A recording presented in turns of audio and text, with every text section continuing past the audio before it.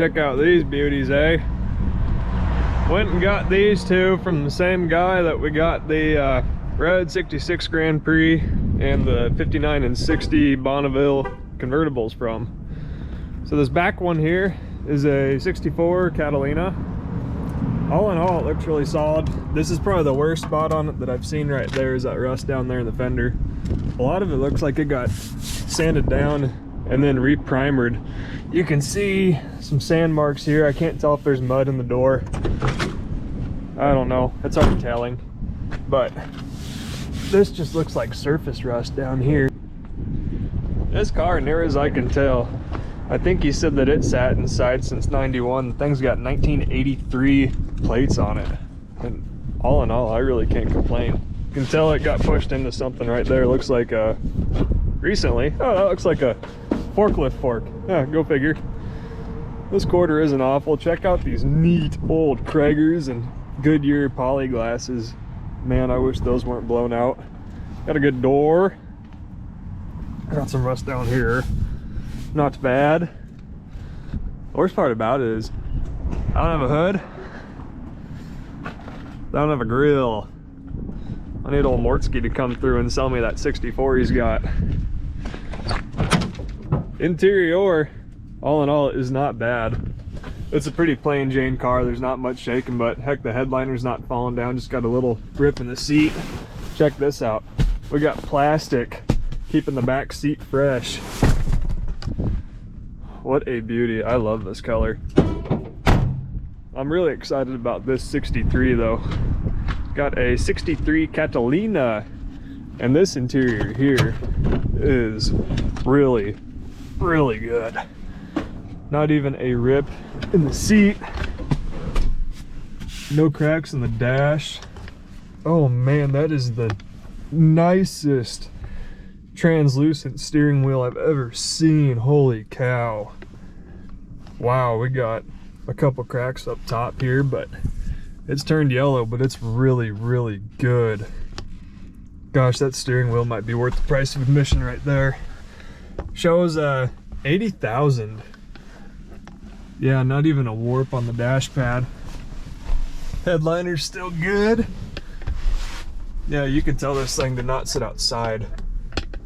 It still smells like a new car. I can't believe this thing. It's a bummer that I don't have a title for it, and the motor sat without a carb on top of it, and the intake got all full of mouse shit. This car made especially for Faye E. Krieger. Wow, that is too neat. Yeah, I really don't want to piece this thing out, but at the same time, I don't got a lot of options. I mean, I could get a title for it and I could put a motor in it, but do the ends justify the means? I just am not sure. But this thing is solid. The story goes, his dad bought it on a police impound back in the 80s, I believe is what he said. What does that say? 88 Nebraska Park sticker. So that was probably when it got off the road. Wow. W.M. Crowder, O'Neill, Spencer. Got a plate? Oh yeah. March of '89 Nebraska plate. Look at that. Wow. I'm gonna feel bad about taking this one apart. Man. I don't know, might have to find a title for it. I got a motor. Shoot, might have to title this thing. Well, at any rate, we got to get them off the trailer. Got things unloaded and I'm really darn conflicted, because I don't have a title for this one and it's really, really great, and I do have a title for this one, but as you can see, the body's kind of marginal.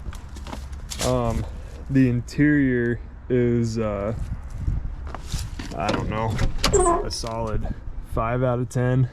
The trunk is really soft. My original thought was I'm gonna use this one here for parts on my other two white ones, but I don't know, I might end up trying to get a title for this thing.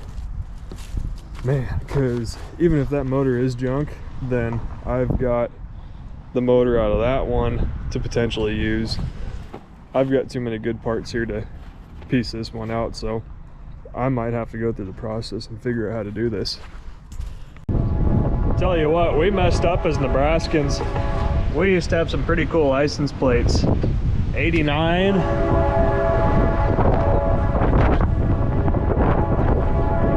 Got an 02. This one's my favorite. The bicentennial plates. Isn't that awesome? All right, got that one moved out of the way here. I want to take this one and stick it over there up against the building, and then shove that one back up to the wall, because I really don't foresee myself making that one run. There's no title, and it's missing a bunch of engine pieces. So we'll see if I ever get around to that, but I want it out of the way. I need more space back here. So, take that.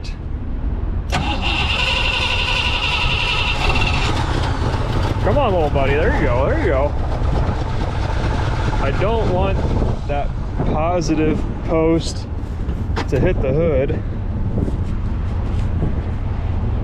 I'll grab this crispy critter. I don't even know what this is. Get you out of the way before we burn you up.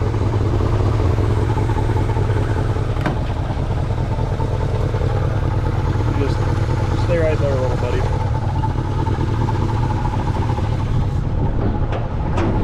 That'll either work or help the car catch on fire faster. Okay.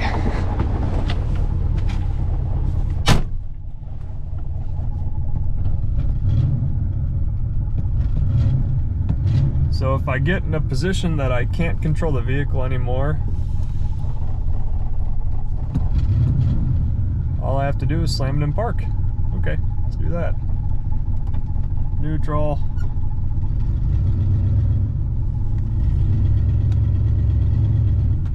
Dominate.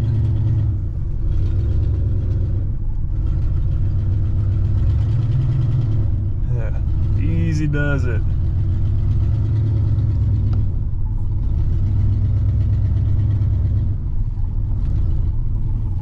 Must resist the urge to drive this all the way around the block.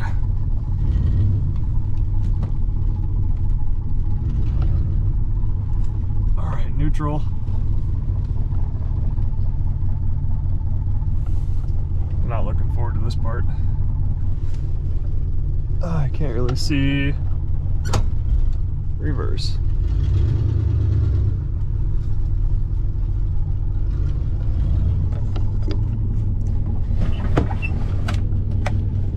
Why don't you roll down?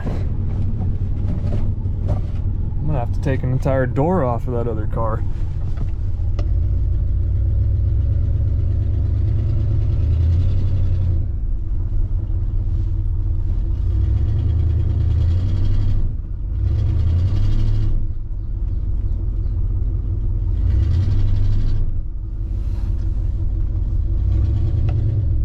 Son of a gun's got a draggy brake or something.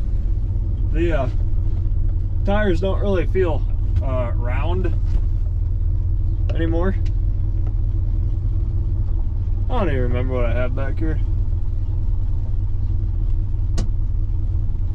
Okay, apply e-brake. How close are we?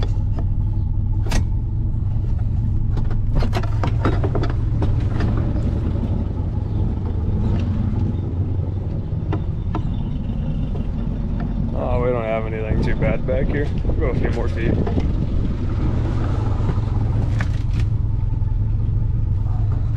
Let's put it in R first.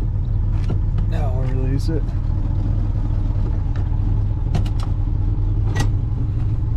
Cool. I feel good about that.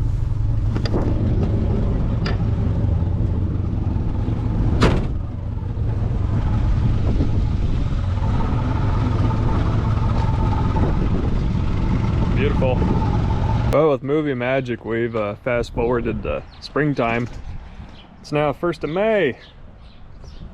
Finally getting a chance to work on these little guys.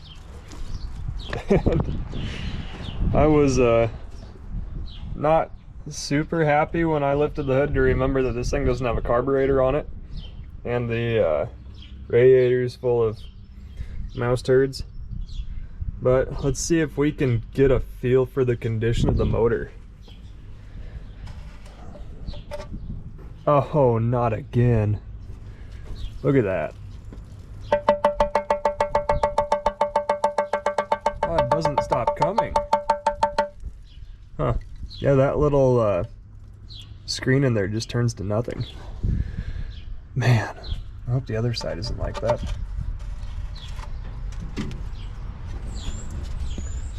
How's our oil look? It's full. It's full at least. Not this side. Oh, these are stuck on there. Yeah, not as bad. At least that rocker looks relatively clean. Oh, this is gonna turn into us taking valve covers off again, isn't it? Afraid so. Let's see what's in the trunk. We gotta explore that. I'm hoping for a carburetor because there's a air filter sitting on the back seat, but I'm not getting my hopes up. Oh, a hubcap. Are we missing one? We're missing two. Even better. We've got our jack hold down stuff is kind of in place still. We've got our pieces. What is this? Oh, that's a seat cover? Is it? It kind of looks that way. This does not look comfortable though. It's just got like, it's got wire inside of it. Huh. Neat concept. I don't think I'll be using it. Dirty old stadium cushion. That's a leaf spring. That's another leaf spring. Hey, there's our other hubcap. Oh wait, no, that is the hubcap. Getting ahead of myself here. Jack parts, no spare. Is that an earth anchor? For killing Dracula? I don't know. Nice block. Oh, I bet something is living in these boots. Oh, those have got to go. Size 9 or 10. Okay, I have questions now. What? Why? What? What's going on? Is that for a finish line? I don't know. Thank God we have them. Okay, so no carburetor. That sucks. Oh well. Task at hand. Let's get a motor to turn. So about a week ago I pulled the plugs out of that Bonneville, this Catalina, and that Catalina, and filled the cylinders with Marvel Mystery Oil. Stuck the plugs back in. So let's see if we gained anything, but first I think we need to clean up this mess. I don't want this engine to eat any mouse turds or hood insulation, so we'll get that handled. Oh, it looks a lot more like an engine now. That vacuum's probably pretty full. I got most of the junk out of the radiator. The intake looks relatively clean. I'm surprised. It might not have swallowed too much. So I'll pull the plugs back out so that Marvel has somewhere to go if this thing decides to turn over. Then we'll see if we can put some revolutions to it. I had to check because I couldn't remember, but according to the odometer, this is an 80,000 mile engine. The plugs all look like they're burning evenly. They got some oil on them just because from all that marble, but all in all, they don't look bad. They still look plenty usable. So let's try to get this thing spinning. All right.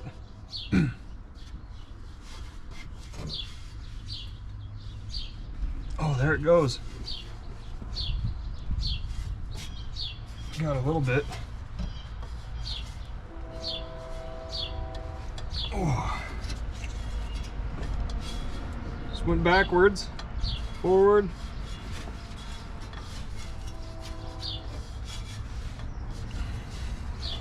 It's a little sticky. I'm gonna go get a breaker bar. Put that on there.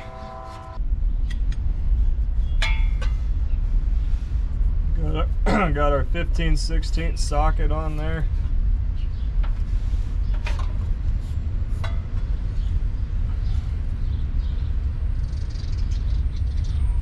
I think that's on. There it goes backwards. How about forwards? Yeah. Man. Not bad. Once it broke free, it just kind of went. There's a little hard spot right there. Oh, we're trying to crush a bunch of hood insulation in the belt. That's why it's hard.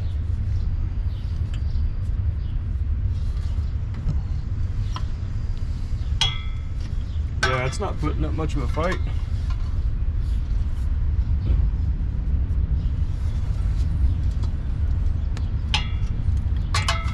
You can hear the valves moving.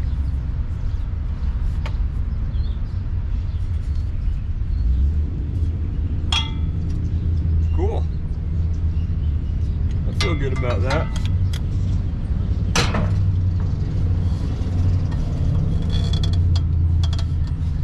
It's pretty tight just trying to turn it with the fan, but it went. We need a carburetor. We don't have a carburetor for it. Here's the gasket. I never understood why they only used 2 holes when the intake manifold obviously has provisions for 4. We should probably take the valve covers off and see what we have shaking underneath, just in case there's a bunch of junk on the top of it that we can vacuum out. Let's do that. Well, it's not great, but it's not as bad as we have seen. We should be able to get most of that with the vacuum. So we'll do that really quick before we get carried away, because I really hate to have all that junk end up down in the bottom. Definitely better. I need to get in there with the hose and get it a little bit better, but I noticed when I was vacuuming it that 2 of these oil deflectors on the valve springs are just kind of floating. I don't know if that's going to cause any problem, but I'm definitely not going to do anything about it right now. We're going to run it. We'll see what happens. It's... Gosh, should we preemptively cut that off? There's this little half a clip that's kind of loose underneath of that retainer. We'll deal with it for now. It's fine.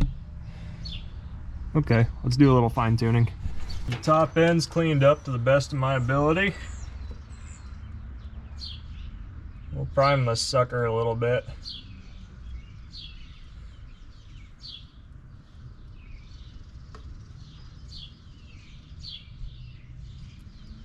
Trying to get oil down into the valley, on the push rods, on the rocker arms, and the top of the valves.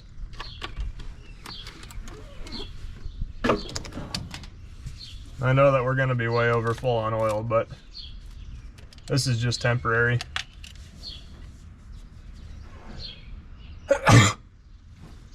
Happy allergy season to those who celebrate.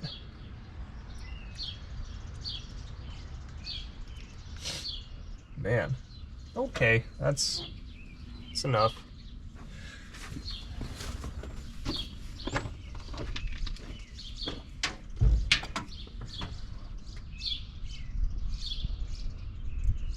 So how much are we adding? About 1.5 quarts, plus all of the marble that inevitably got by the rings. It's okay. It's for the greater good.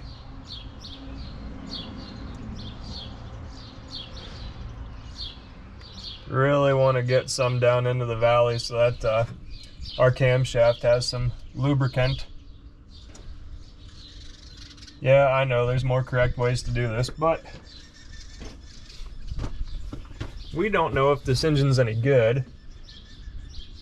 It may be, but this will be sufficient enough lubrication for what we're dealing with. There we go. All right. Let's spin it over, huh? Every time I walk back outside, it gets colder.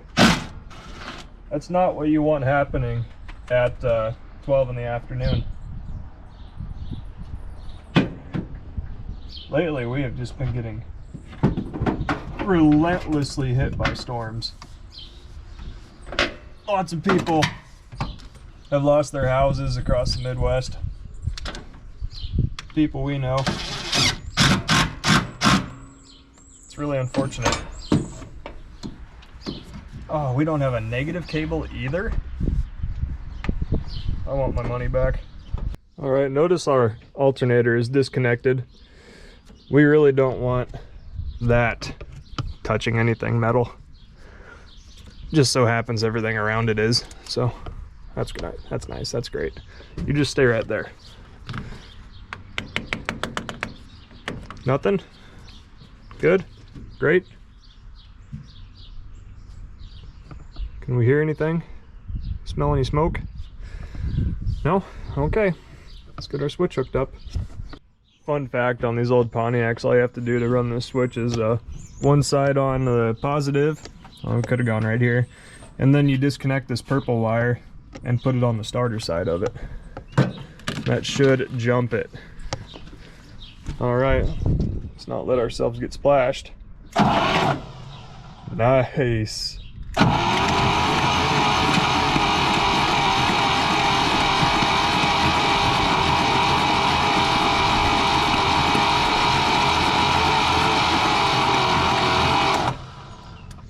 Decent. That's not very fast, but it might be enough. Okay, we need to go find a carburetor. We don't have a carburetor. Let's go look for one. Well, I found a mostly complete 2-barrel carb off of a 1970, what was that, 72?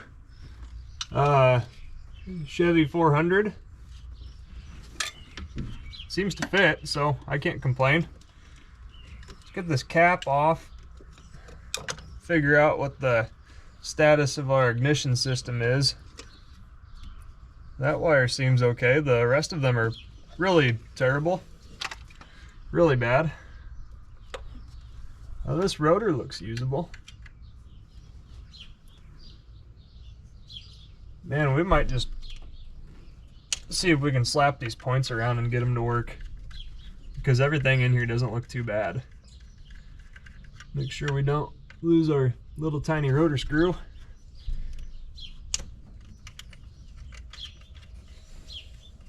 I like the newer rotors because the screws are kind of held on there. That's not the case with these old ones. You got to make sure you don't lose these tiny machine screws, which I have been known to do. How do our points look? Points look like we might be able to breathe life into them. Let's try it.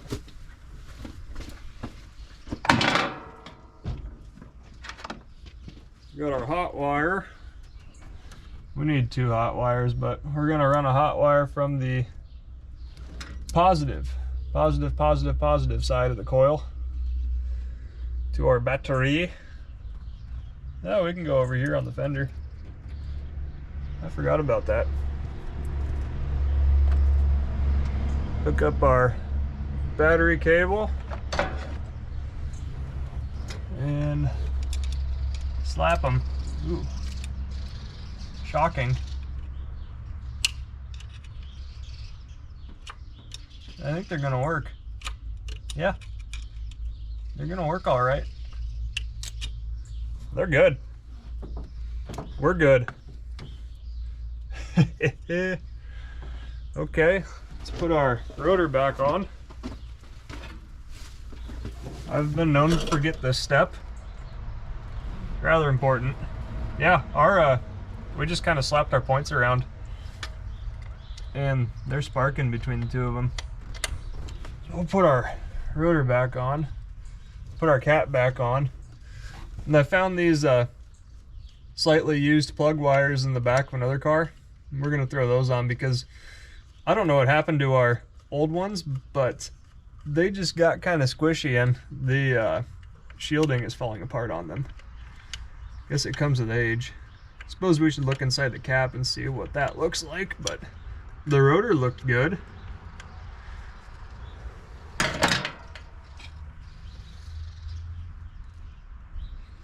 The little carbon button is still there. It's a little dingy, but probably good enough for this exercise. Okay, it's sat down there on the notches.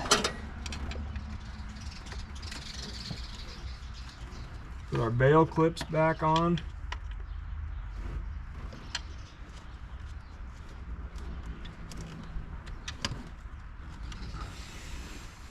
Solid. Put our coil wire on. All right, I'm gonna throw the plugs back in, then we'll swap the wires and we'll give it a whirl. If everything's hooked up correctly, let's test for spark, huh? Oh, I need that.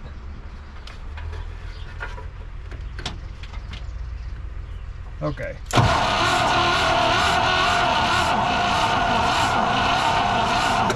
Boy, that starter's not happy.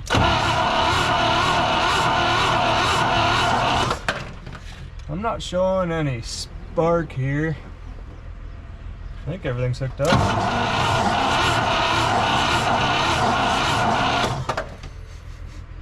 It smells funny.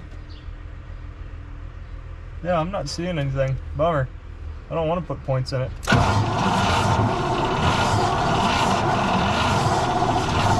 Ooh, that's not good. It's getting slower and slower. Shit.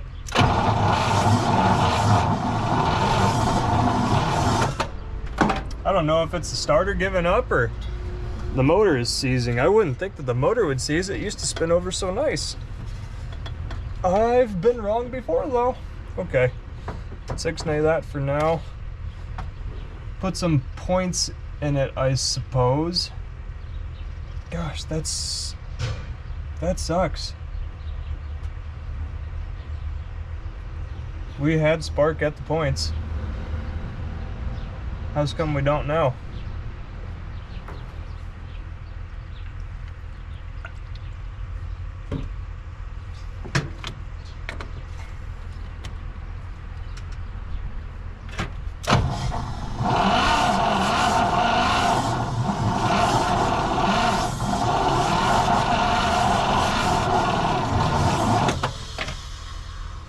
I can hear compression, that's good. Self, don't hook up the jumper wire to the wrong terminal.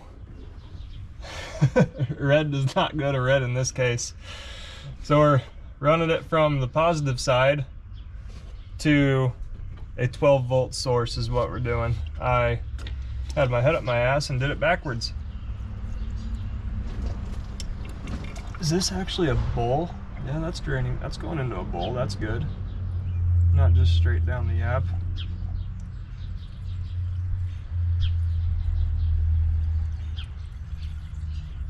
I don't think this thing has any sort of accelerator pump, but I could be wrong.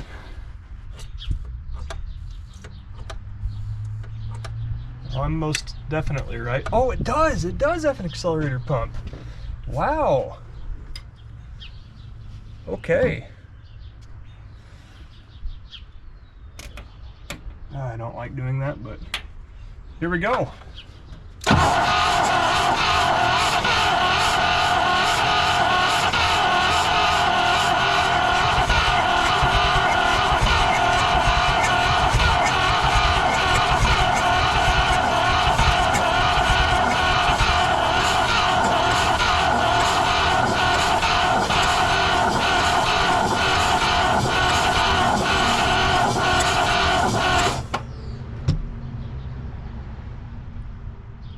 I don't want to give it too much.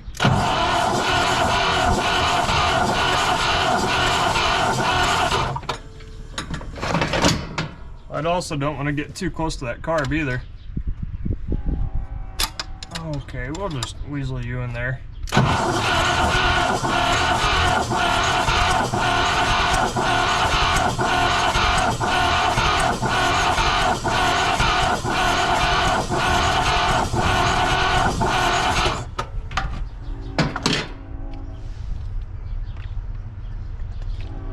You want more? You want less? Probably want more battery is what you want.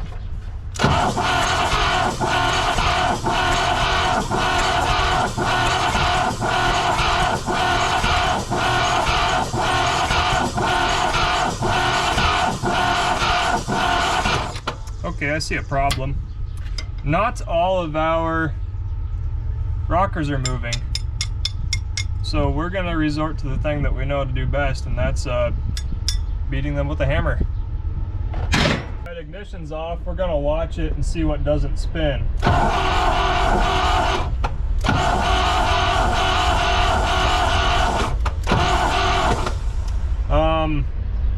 135 intake does not spin.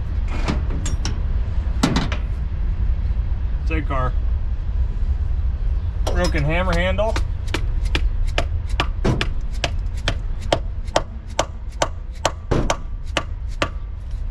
Yeah, that thing is dickered.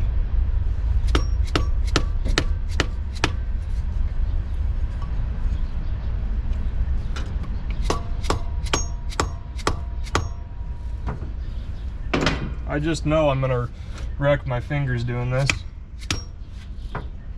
Keep you out of the way if we can. What else can we ruin? Everything on the passenger side is working, but we've got two right next to each other on this side, 5 intake and 7 intake that aren't working. So we're down 2. They might come around though.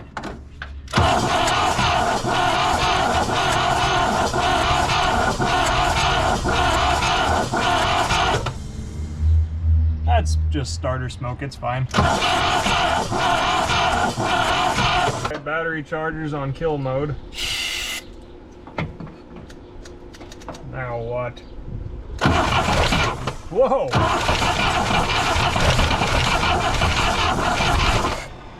I just wanted some more speed.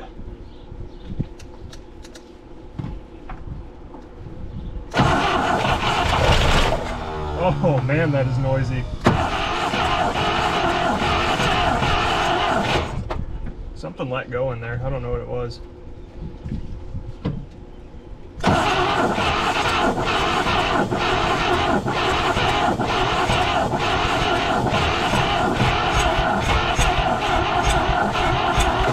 I don't like that sound. Not at all.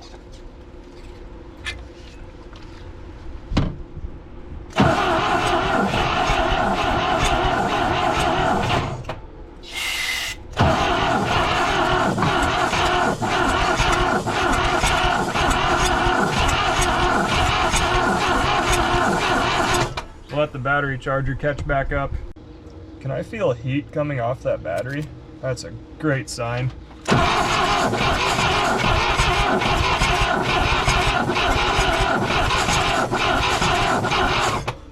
I need more choke, less choke, no choke.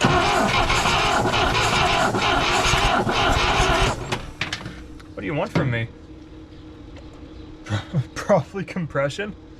You probably want compression.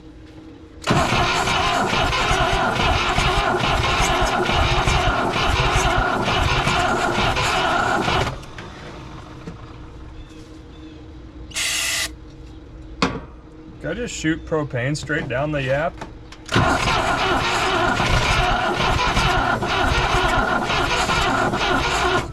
They like the carb cleaner, I think. What do you think about more of it?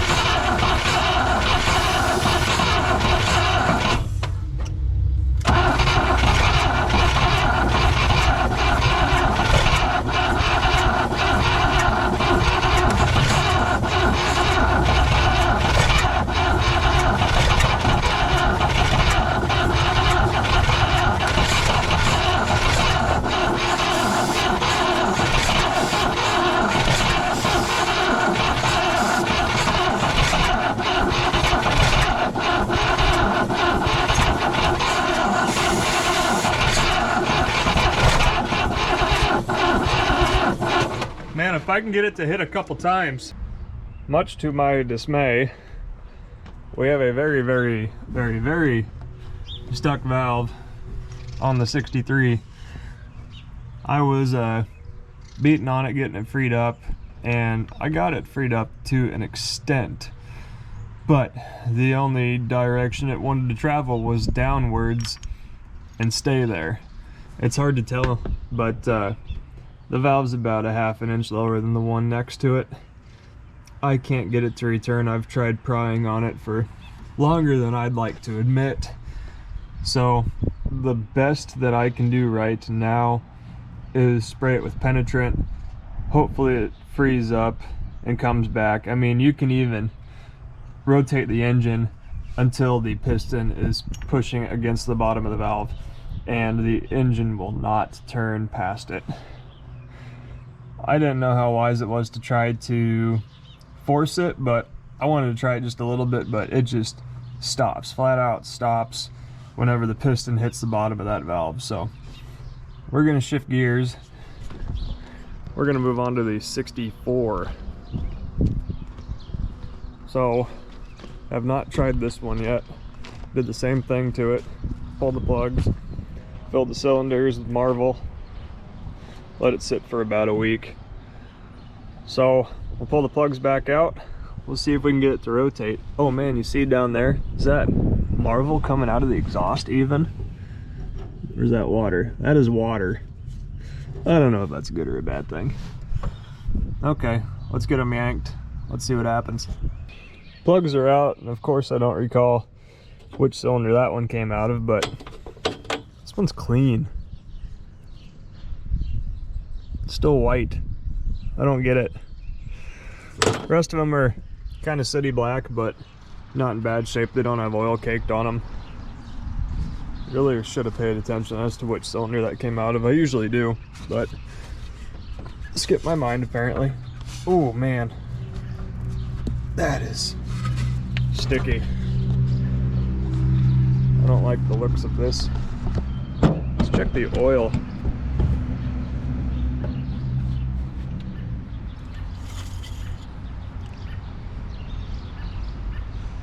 It's got oil, and the bottom of the dipstick looks and smells like Marvel, so it's getting past the rings at any rate. Oh, come on, baby. Nope. Oh, there it goes. There it goes. Look at that, huh? We did it. Cool. She went.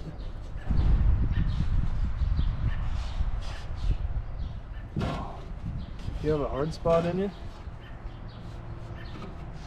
There it goes. Heck yeah.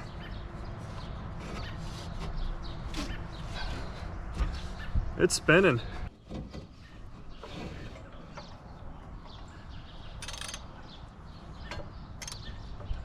Okay.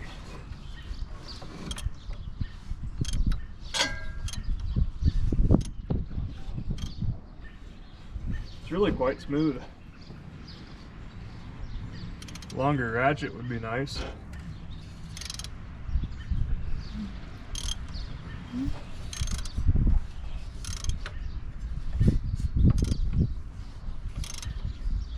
I think we're good.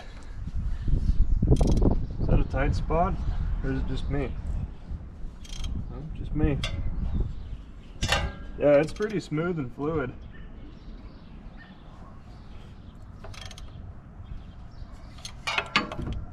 Cool. What's it look like under the breather? Clean! What a concept! This thing must have been cared for. Alright, we got our black positive and our red negative. Good, good. Let's zing her over.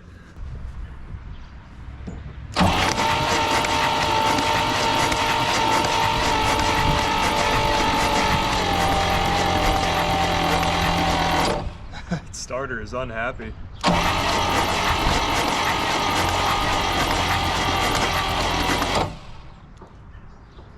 lot of stuff in there. Wish it would spin a little faster.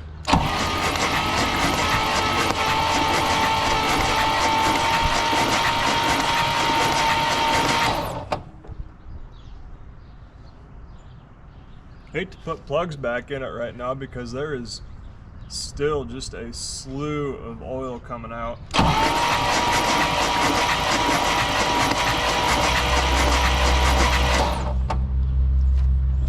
How are we doing over here? Better.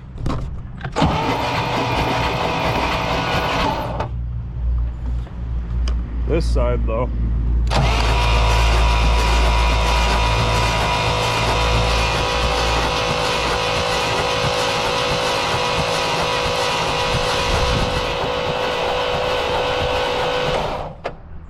I think that's all we're gonna get out.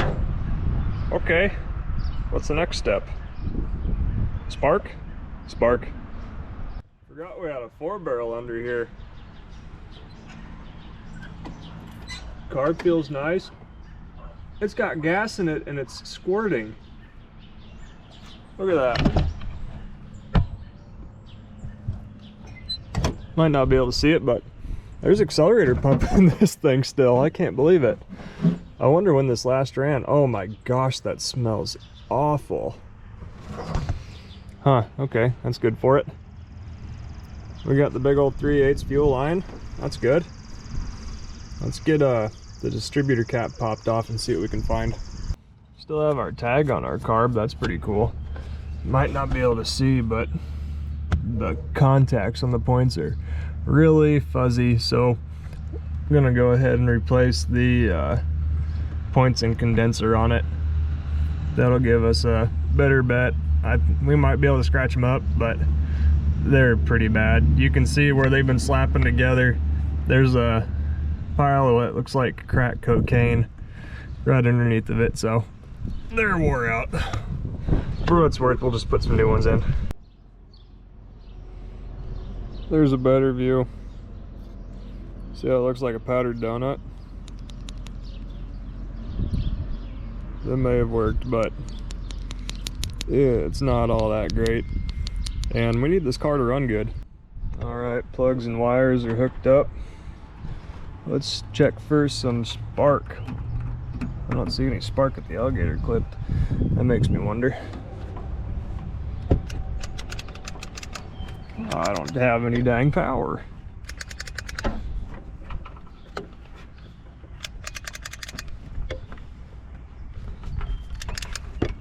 What the heck? There we go.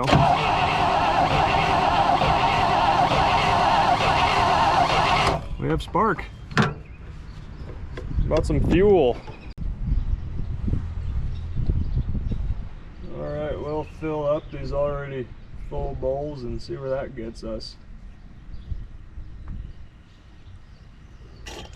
Alright, starting to flood. Perfect.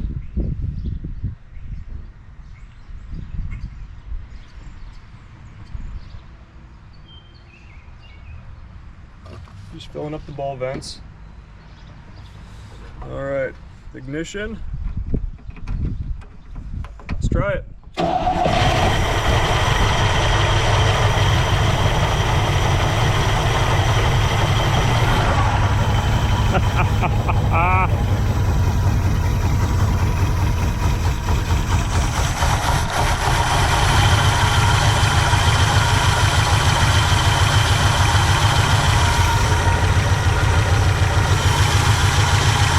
Too much noise.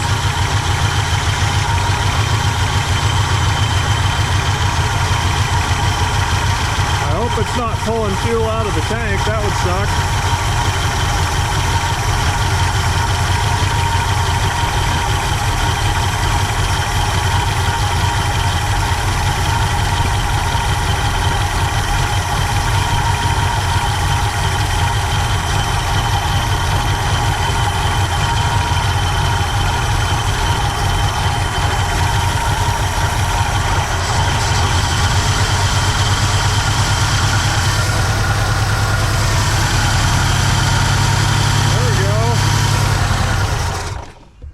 Starting to even out. Cool. Now we need to check antifreeze. We need to hook up a fuel system.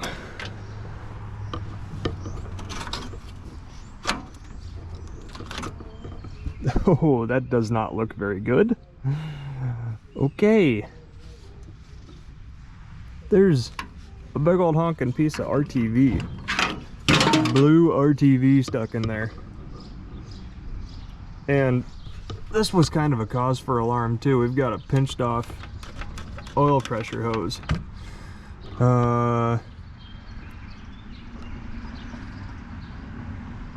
We're just gonna go with it for now.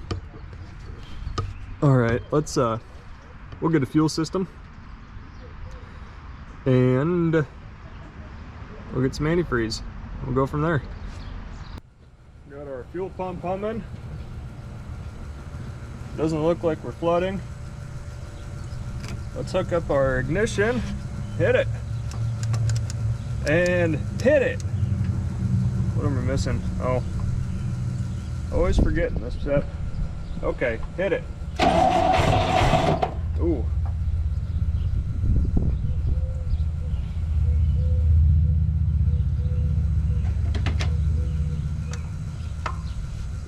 How about now? Golly. What kind of production am I running here? Oh, it's coming out of the old fuel pump. Geez, there's still fuel in there? We'll just aim you towards the ground. There's just a little in there. Let's try it again.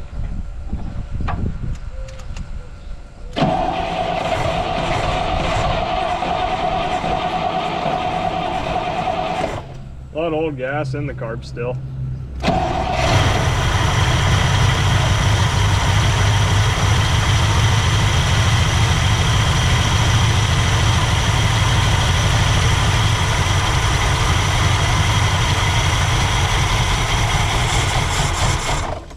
Forgot there's a little vacuum leak, not a big one though.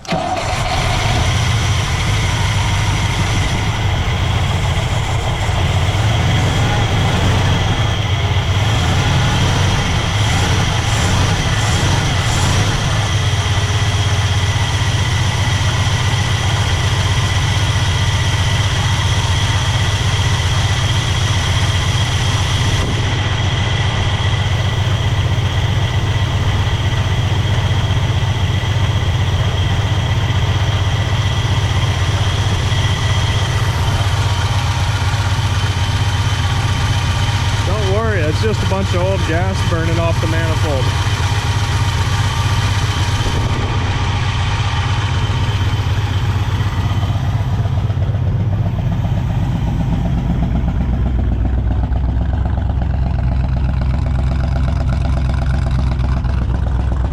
Is this our actual fire? No, it's not an actual fire.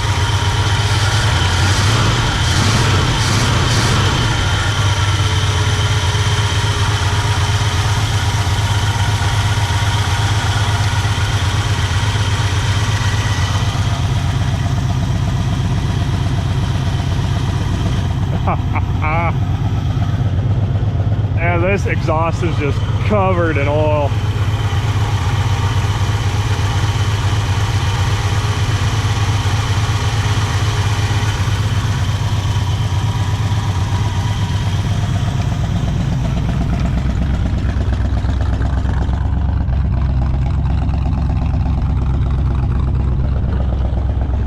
Is that fire? No. Lots of smoke. How about that, huh?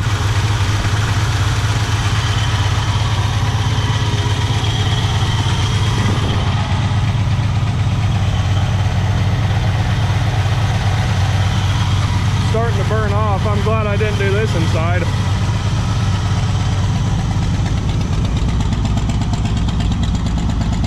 Sounds like it's got a broken off exhaust pipe, like it's got duals.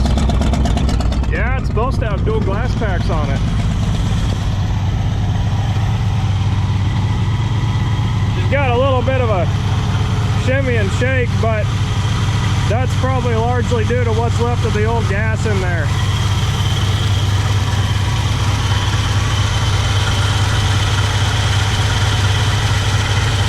Yeah, there's a lot burning off on this thing.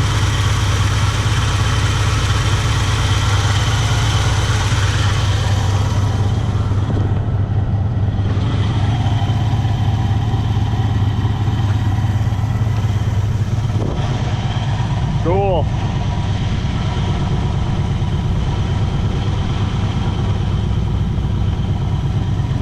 We're getting some heat to the motor now.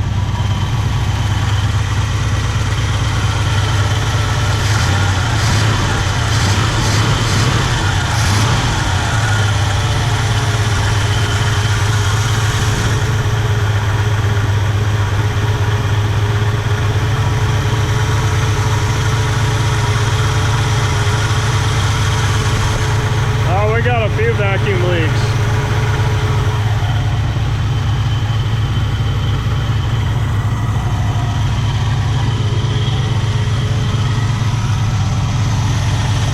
Man, look at all that.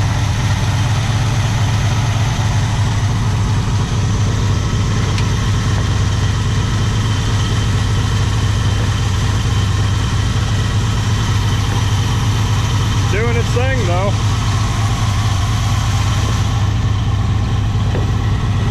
Shove some caps on here while we're hanging out.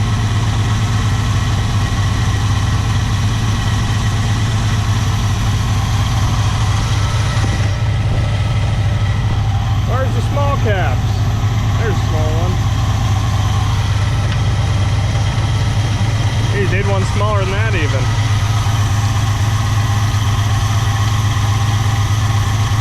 Small ones are always the first to go.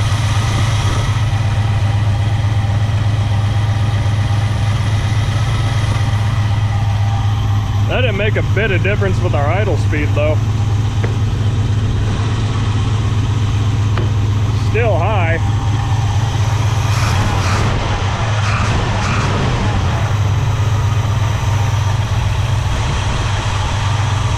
Slowing down a little now.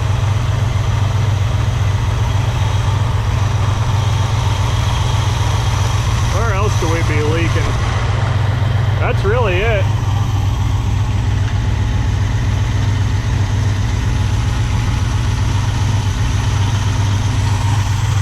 See if we can see oil moving across the top of the head.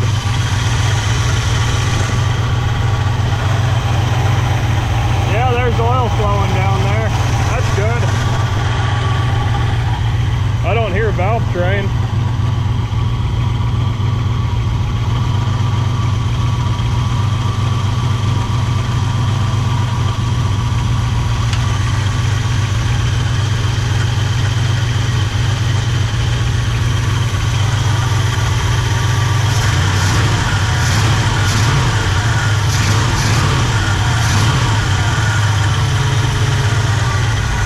It's this little son of a gun.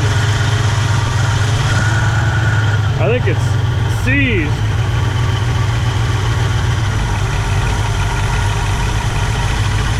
Yeah, these things manage throttle.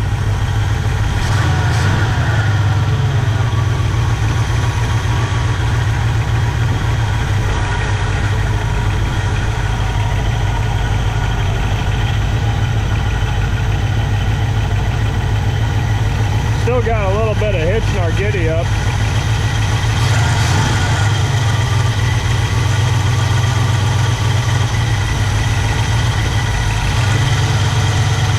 We're gonna dial that little bolt back. This thing moves. Just got too much throttle right now.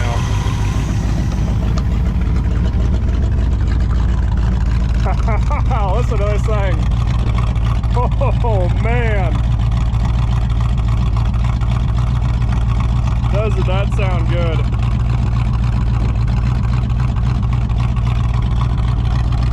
What a hot rod.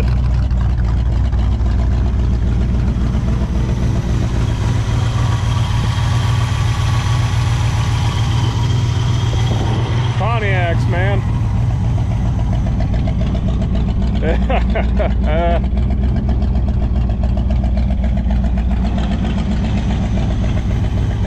Okay, I'm gonna grab my temperature gun.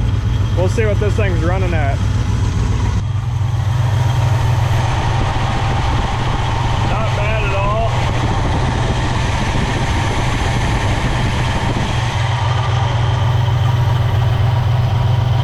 Yeah, we got temperature going through it. Cool. It's doing its thing.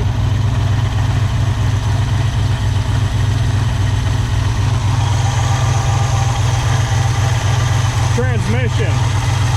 Dry. Let's do something about that. Alright, little buddy, how well are you going to restart?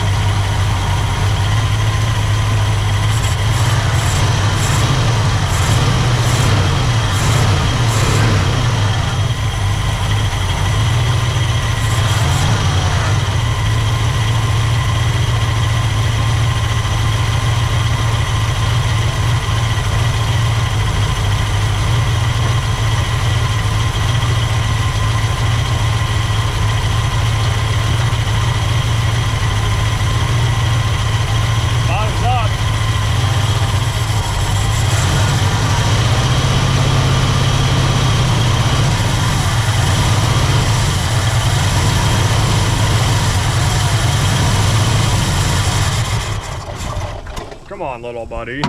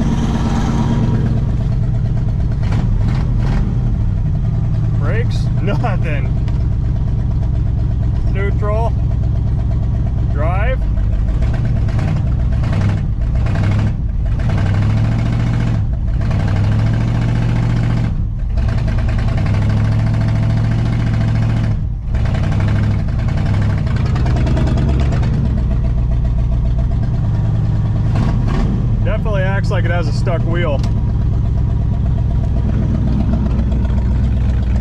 Can't be the flats.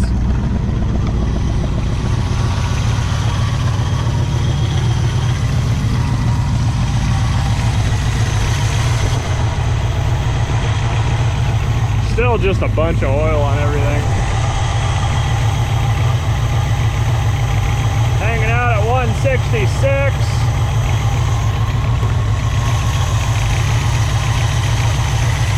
Not bad. We didn't smell the gas tank.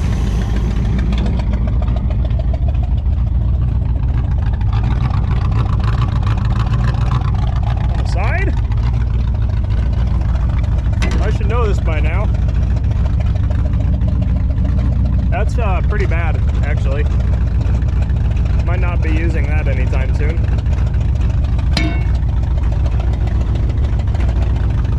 So, we need to get them to move.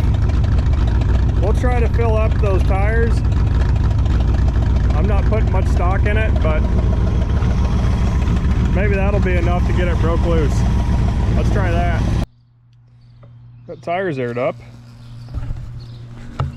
Fill our toys out of the way. I want to run over this pristine Camaro hood. Oh, let's see what the heck. Ignition. Beat.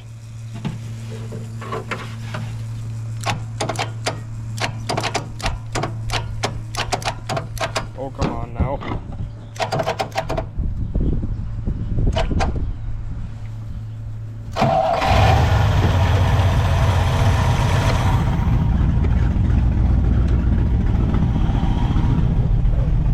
Still locked up.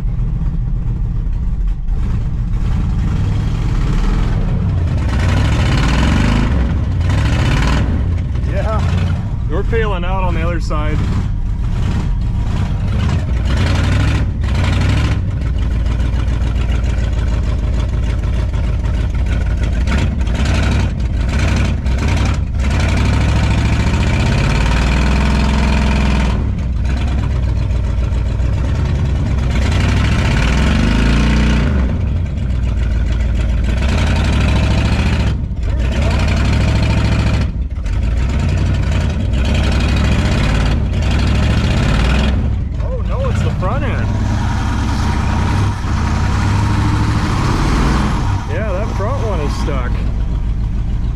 That's not nearly as easy to break free. God darn it. Alrighty, it's a banner day. We're gonna try to move this sucker. We got the front wheels taken off. Both the drums were stuck. It was just the shoes stuck to the inside of the drums, no big deal. Everything came off fairly easily. The bearings look good, plenty of grease. Doesn't look like the front brakes had that much time on them, really.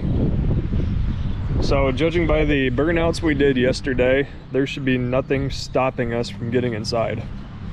So let's hook up our fuel pump. We're not gonna ground on anything, are we? Yeah, kind of. We really don't want all this stuff trying to ground out here. There's gotta be a better way of doing this. I'll figure it out one day. Here's our negative. All right, fuel pumps pumping.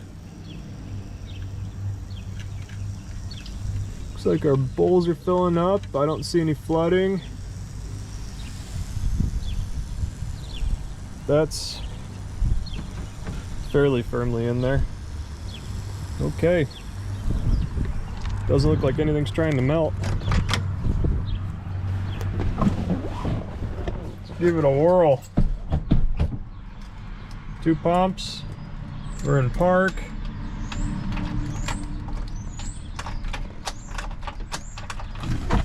Got a bad connection.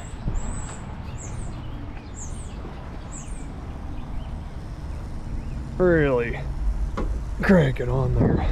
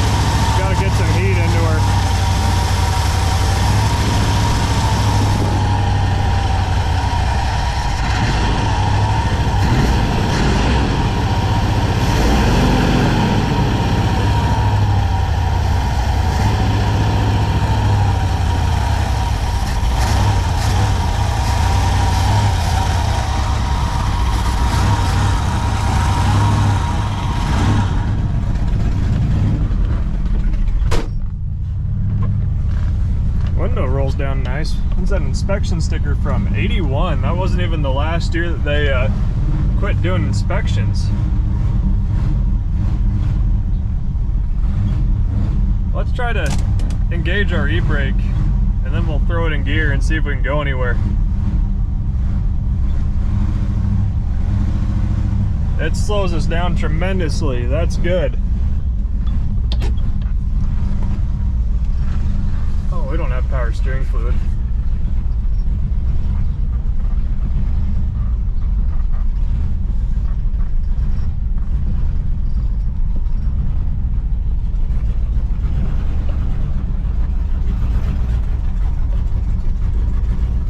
I'm only a little worried because the other side of our alley is closed right now and we gotta go downhill, which excites me very little.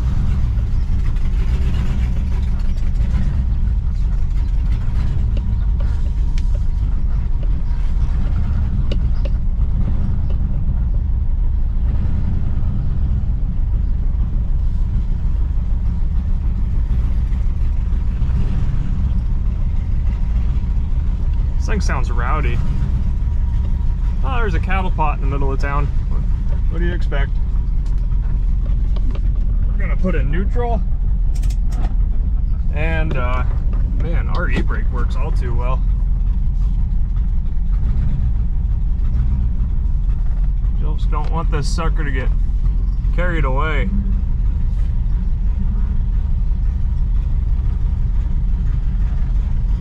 This thing's chopping, man. Gotta have a 3/4 race cam in here. Wonder where the other quarter race cam is at. Oh man.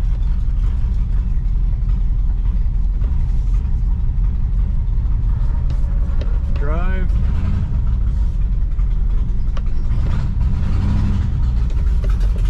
Neutral. Drive. Neutral.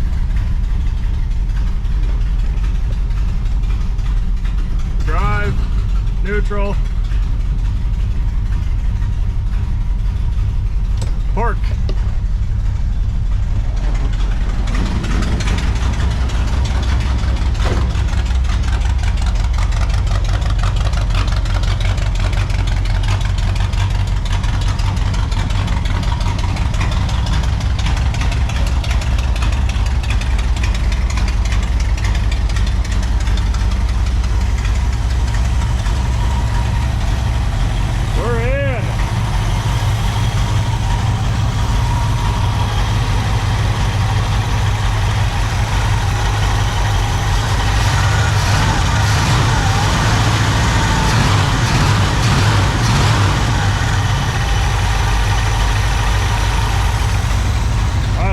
Sound of this thing.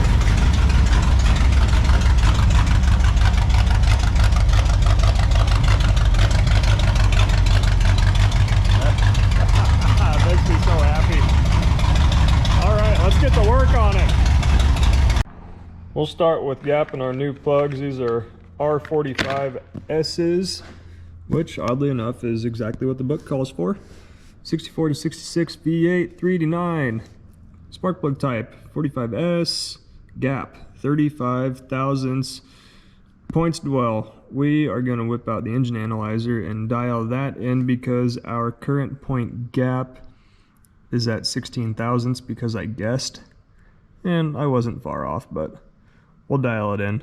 Ooh, geez, idle speed's only 500 RPMs. Wow, these things will idle at nothing. Well, assuming this is a stock cam, it should idle at 500, but I am not sold on the fact that it's stock. That engine's been apart. It's way too clean underneath the valve covers to be original.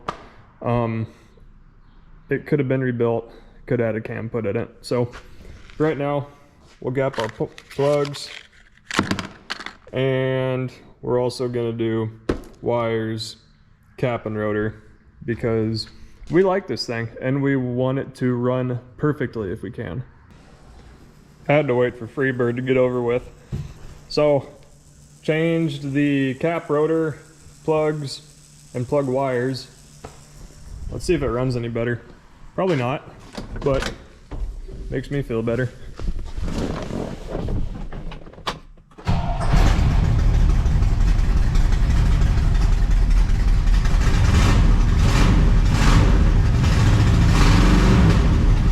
Still a little laggy.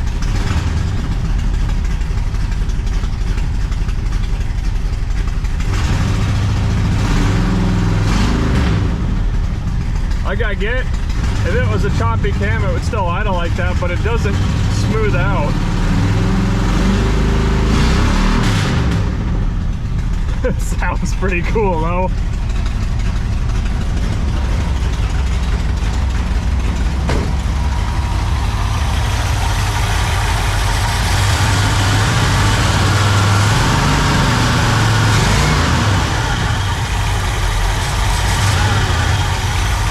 You guys gotta get a listen to this.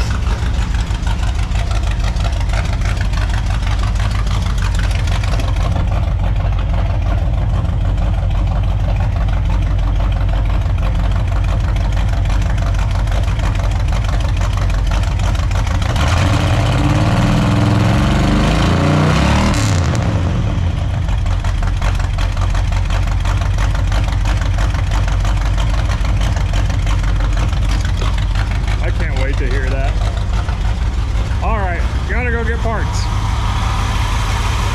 We will check back in a bit.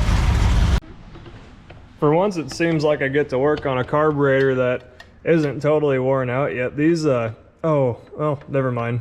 It might be wore out. We're gonna try it though. I threw a rebuild kit in it. Adjusted the idle mixture screws to factory spec, which is 1.5 turns out. Adjusted the choke to 1 notch rich, which doesn't matter because I noticed that we're missing a linkage rod. No big deal, I have it. Well, I have it on another vehicle at least. And once I got it cleaned up, I noticed that this corner's been JB welded back on, but the bottom side looks pretty flat. So here is to hoping that it actually seals. Replaced all the vacuum lines just to eliminate leaks. Hopefully we can fine tune it and dial it in. You know, if you've got a vacuum leak, there's no way that you're going to be able to get it just right. So we're going to fire it up, we're going to let it get hot, we're going to try to dial it in. We're still using our electric pump.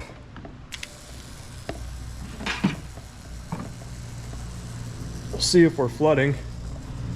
I did not touch the floats at all. I did not adjust them because it wasn't flooding before I took it apart, and I didn't want to change it. So it doesn't look like we're flooding. Let's see if we have an accelerator pump. Might be able to see that. There we go. 2 squirts.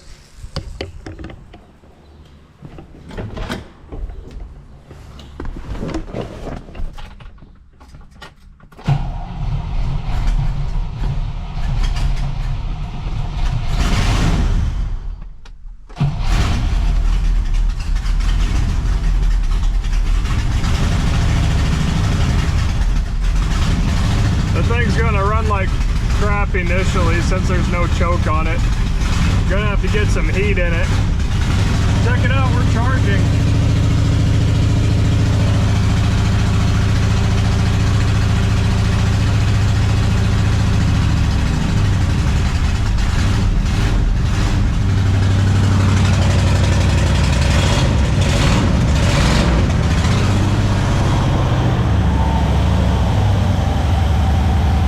Doesn't look like it's flooding or anything, not that I can see from here anyhow.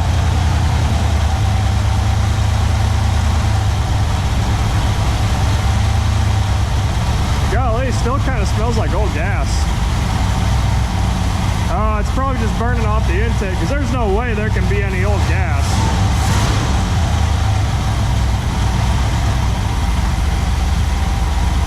There we go.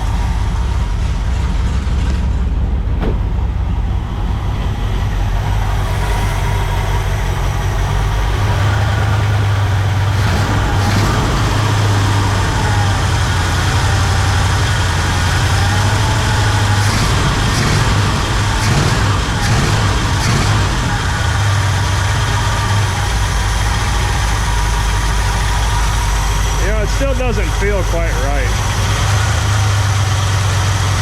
Still feels like there's a mist to it.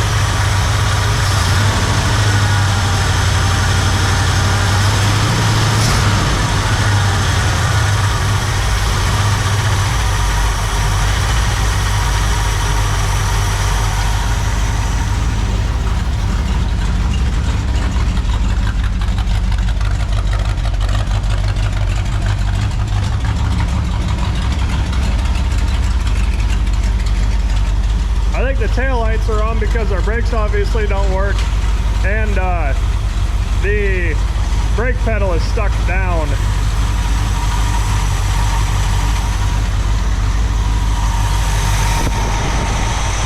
Doesn't look wet in there, so that's a good sign.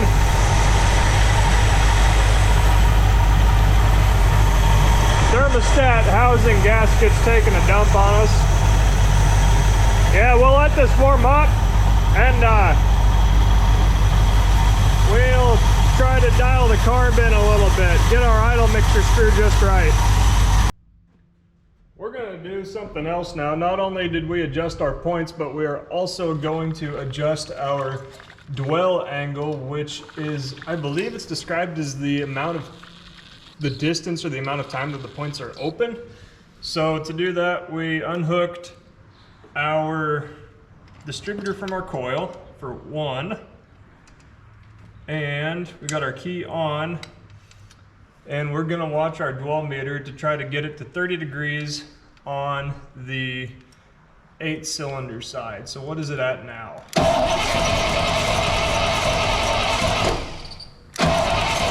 What am I doing wrong here?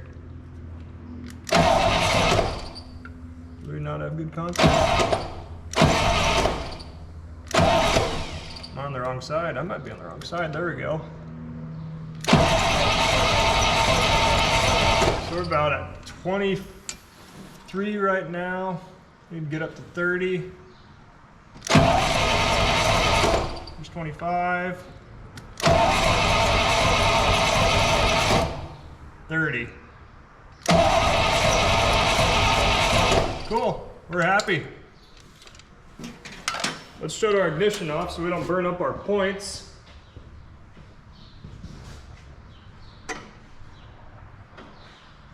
I'll give you a rundown on this. So I've got this old school Craftsman engine analyzer, belonged to my great grandpa, and to adjust points with it, or dwell I should say, you put on the dwell side, hook the leads up to other tests. We've got positive and negative alligator clips. The other lead goes to the negative side of the coil, because the negative side on a 12-volt system is the side that sends spark to the coil. Now the reason that we disconnected our wire from our coil to our distributor is the fact that we did not want the engine running while we were doing this, but we wanted the points to have power. So that's how we did that. And then we just took our little 1/8" Allen wrench and adjusted our points through the little window there. So we wanted this needle to be at the, here's dwell, 8 cylinders. We wanted it to be at 30 while cranking, and that is what we did. Let's see how it runs now. We didn't change it a lot. We were pretty close. I think we started at like 23 degrees and we had to get to 30. So we should have a little longer spark now.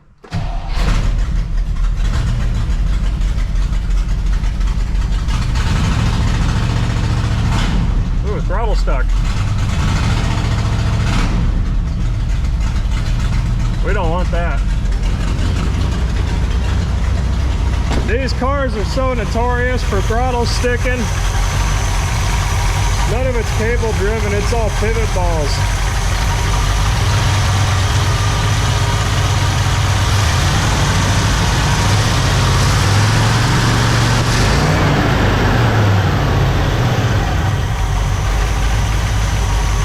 Yeah, this thing really doesn't clean up until high RPM. Let's put our timing light back on it and see where it cleans up at, because the timing's about dead on. I mean, it's at 12 degrees advance, which is a little more radical than stock. I think 6 degrees advance is stock, but if this thing's got a cam in it, it's gonna want more timing. Yeah, let's put the timing light on it and see where it evens out at. All right, you watch those RPMs.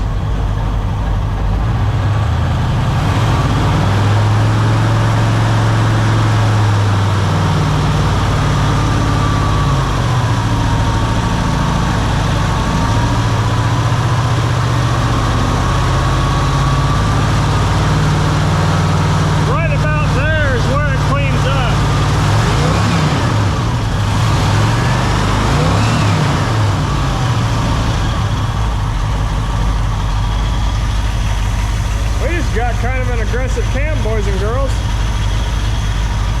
That's all, which explains our kind of erratic vacuum.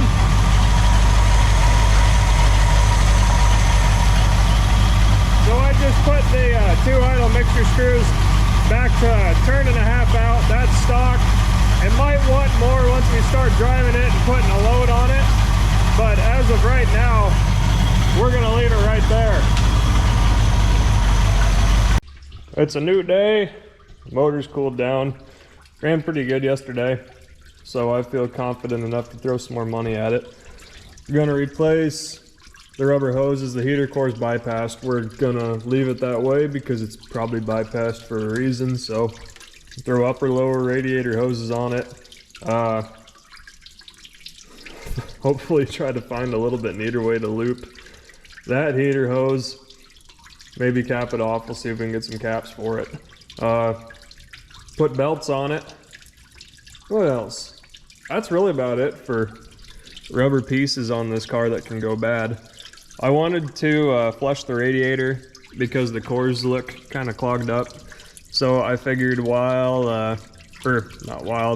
I put belts on it, I'm gonna have to take them off anyways. May as well fill the cooling system full of water and flush it because they have to come off anyhow. So now would be an ideal time to do that. I forgot I need to put a thermostat housing gasket in it too while I'm at it, because that is leaking. So I'm going to throw a new thermostat in it because it's a few bucks, and put a radiator cap on it. Doesn't look like I need to really. I might not. That thing doesn't look bad. Oh, except for the fact that that brass piece in there is cracked. Okay, so yeah, I'll put a new one on there, because I want this thing to be reliable. I want to drive the snot out of it. And then I gotta get that temp sender out because I bought a set of gauges for it. Well, shoot, I really like these gauges though, and I think that temp gauge works.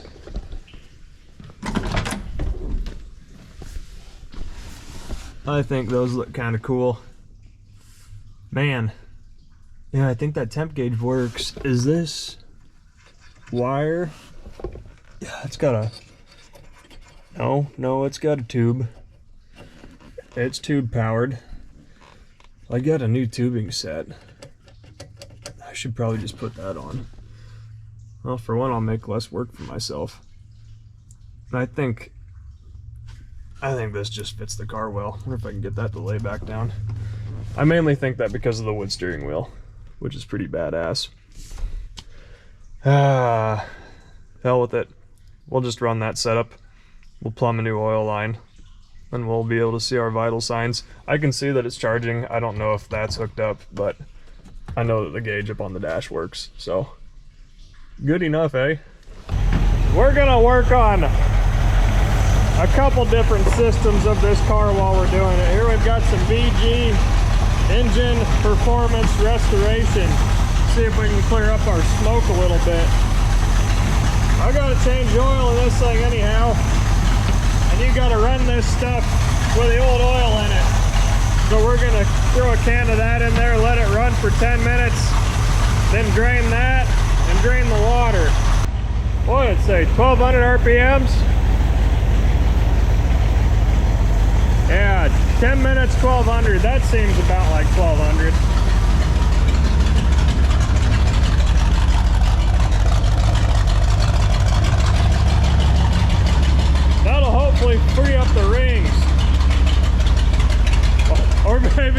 has missing valve guides, who knows? We hot yet?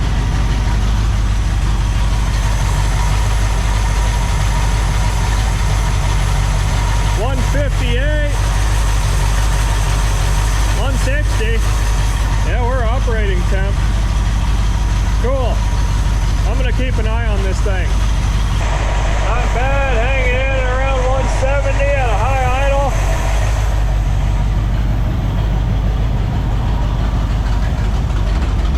See what our gauge says. It's a little low. Ha! Shoot. It's a lot low, actually. Dang it. Well, maybe I will replace them, because I'd like it to be accurate. What's the matter with you, huh? So we're looking all right in the grand scheme of things. Temperature got up to and stayed at about 180. I got another 180-degree thermostat to put in it.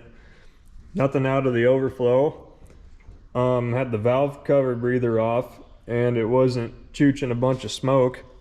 So our blow-by must be minimal, I would say. Tolerable, at least.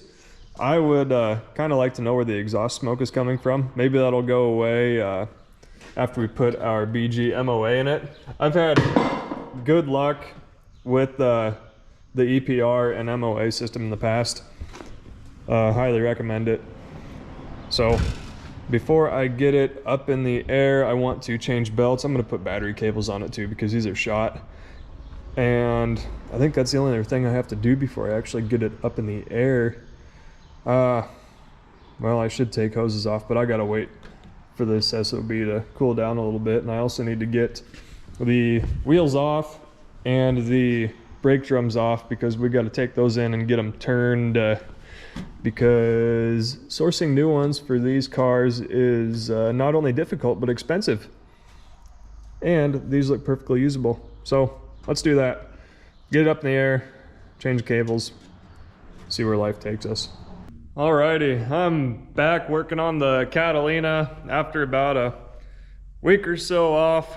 We had to say goodbye to my wife's grandpa. His name is Bob. Lived to be 93 years old. He was a heck of a guy to know. He lived on the same farm his entire life. Was a truck driver. He was also known as Big Mac, was his handle. They owned the trucking company. They started it in 1920. He bought it from his dad, and my father-in-law bought it from my wife's grandpa. They've been in business 104 years now. He's gonna be greatly missed. We think about him all the time, but he was in pain. He's with his wife now, so we can't complain about that, can we? He lived a good life. But got the brakes done on this Catalina, got our super scary non-power single reservoir master cylinder drum brakes rebuilt and adjusted. Keyword adjusted, very important with these things. I'm sure they're gonna work fine. If all else fails, the emergency brake still works well. These things get a bad rap. I mean, everybody calls them out as dangerous and unreliable. Well, here's the thing. This car's got 112,000 miles, and it did so without piling itself up, and it did it on stock non-power drum brakes. If you keep these things adjusted, they're gonna work fine. If you pay attention to how you're driving, you're gonna be all right. You can rebuild these for not very much money. Parts aren't too bad to get. I was able to get everything from the parts store except for the drums, which I just had turned because they were in good shape. You just got to take care when you're taking the drums off, especially if the wheels are stuck. You don't want to warp the centers of them, especially on the rear end where they ride on the axle hub. So got those in and adjusted. We need to check out the front shocks. I noticed when I was crawling around under there, one of the, what size was it? I think it was passenger side shock the top of it broke loose. So let's get in there. We'll get them taken out. We don't want a big old shock rattling around in that coil spring while we're trying to drive. Let's see what we're in for here. Oh, one more thing. Remember how we flushed the cooling system? Yeah, well, that's well and good, but something to keep in mind after you do that is test your coolant. Because you can see mine looks pretty thin and it's pointing at freeze point. So this coolant is probably not any better off than water. So we'll have to drain some of that, and then we'll replace it with straight coolant. See where that gets us. I should have known better. I knew that I didn't get it all out of the block. I was just able to drain from, you know, about here on the block, even with the water pump up. I wasn't able to get everything down low. So no big deal. I'll just open the petcock, let some run out, and replace it with straight coolant. But yes, I think it was this. Oh, it's still connected up here. Is it the other side or is this side flopping around? Nope. Driver's side. Let's get in there with a light. Okay, shock stud, gone. Plumb, gone. So, we need to get him out. Then it'll ride like a normal vehicle. What are we in for down here, huh? Ah. Half inch, two of them. I'm sure those are gonna break when we hit them with the impact, but let's try it. Let's get it out of there. All right, life hack. When you're dealing with something that is probably stuck and gonna be very tight and rusty, I like to hit it a couple times in the forward position first. Get it broke loose. Let's give that a whirl. Just kind of jars it. Oh yeah. Beautiful. Do the other side, forward. Okay. Like butter.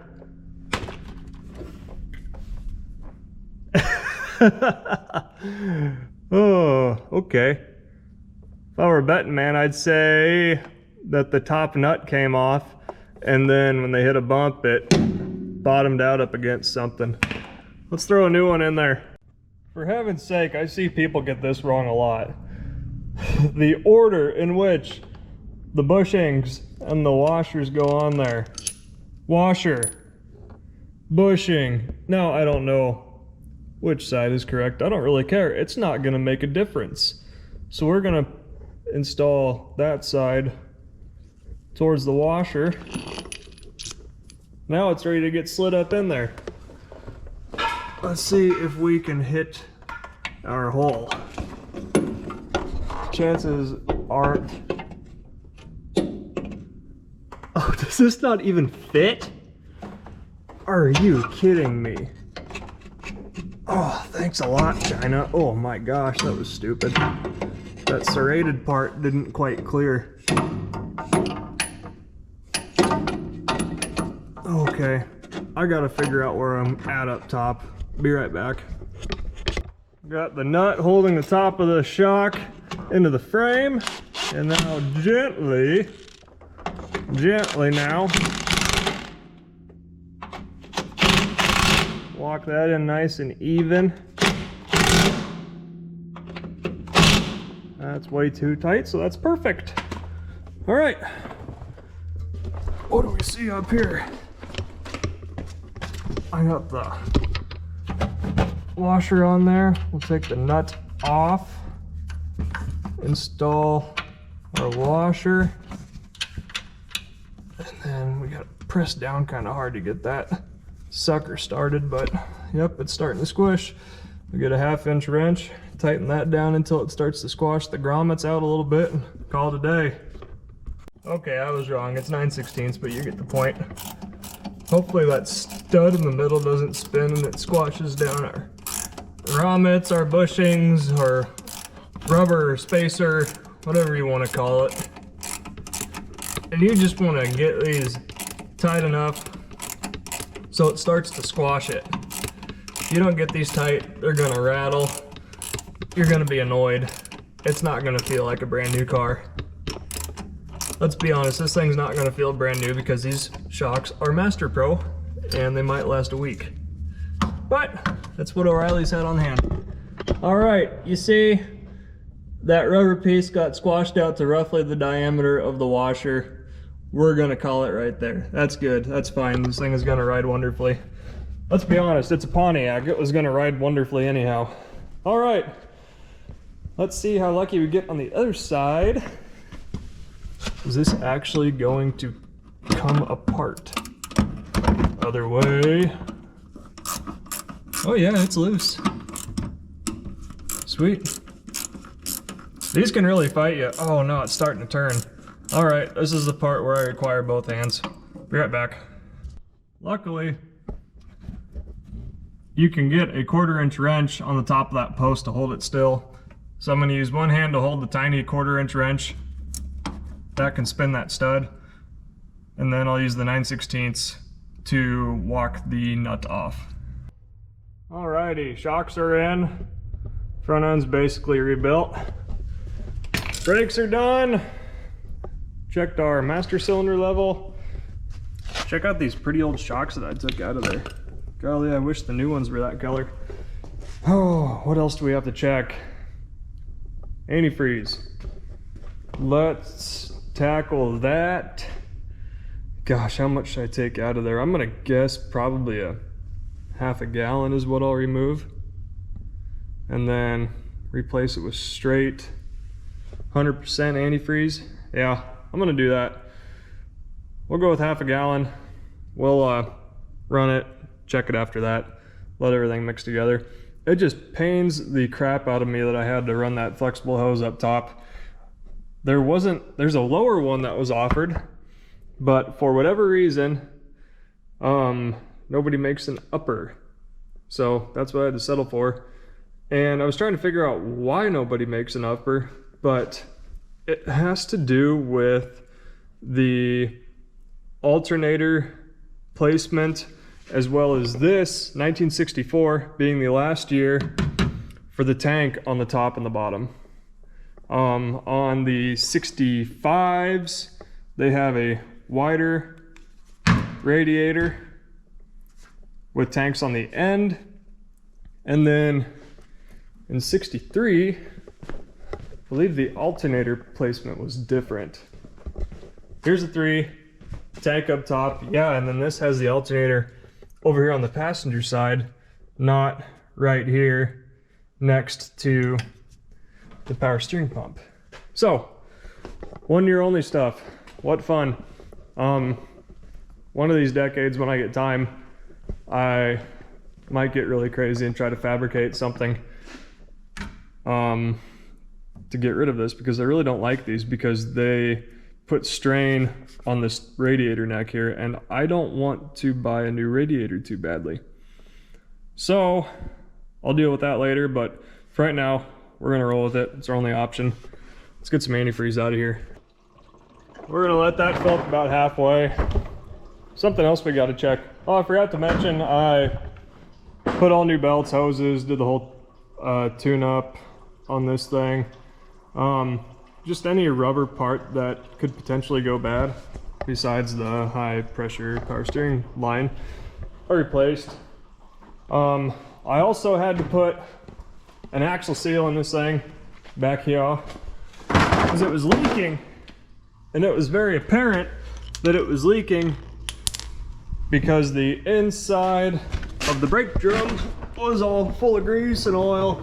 It's still greasy on the back side, as you can see, but you gotta unbolt the outer axle bearing, slide it out, use a slide hammer to get the old seal out, hammer a new one in. It's not that bad. You can still get the seals.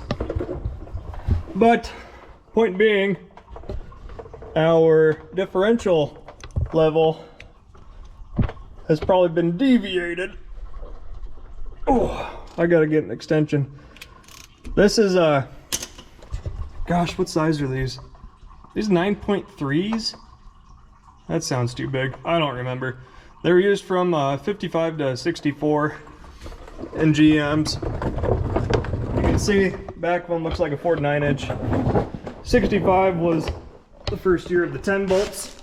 I think those were 8.2s, and then there's a BOP and a Chevrolet variation. I don't know why they couldn't just go with a corporate rear end, but whatever.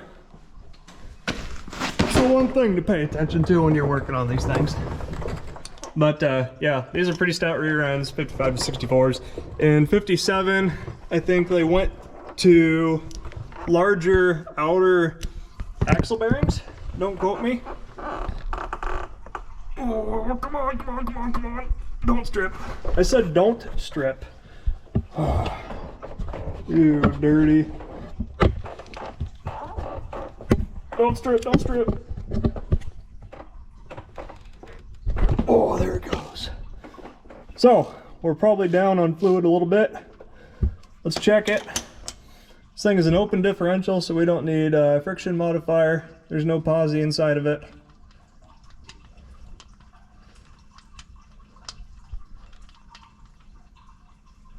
Yeah, as I could about suspect, no oil's coming out. Do the pinky dipstick test. There is some in there though. How far down are you?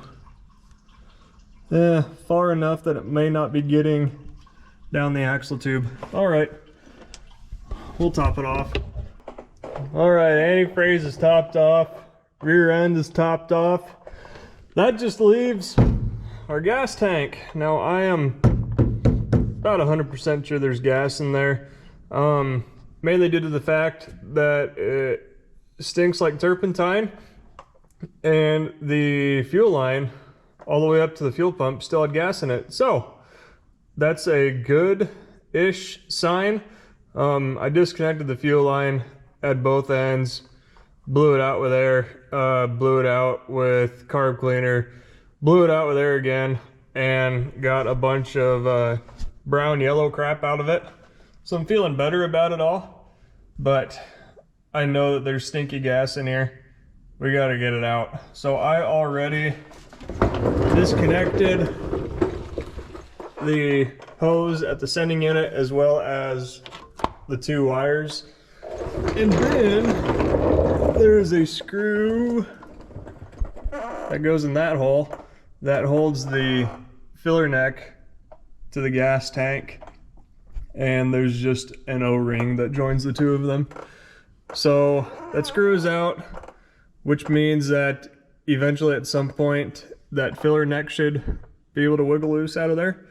But we gotta get some distance between the gas tank and the trunk floor first.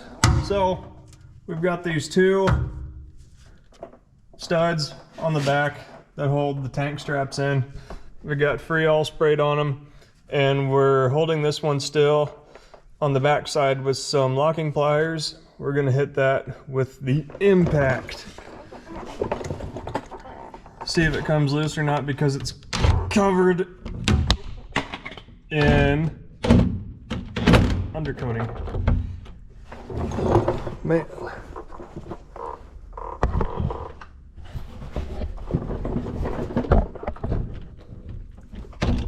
There we go.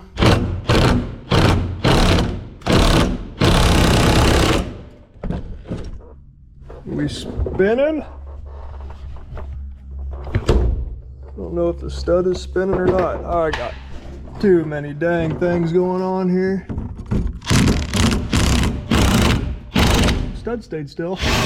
My belly button's all full of rust now. All right, one out. Oh, that just fell right off. Okay, great. Can't wait to see how much this thing weighs. Oh, it's not going to be too bad. All right. Put our locking pliers on this one to hold it still.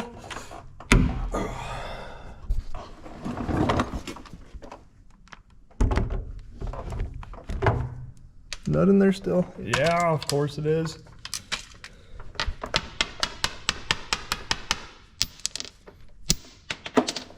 That thing's not gonna come out for love or money. Oh, it did. And then I lost it. Oh well, it's not important. It'll show up. Okay.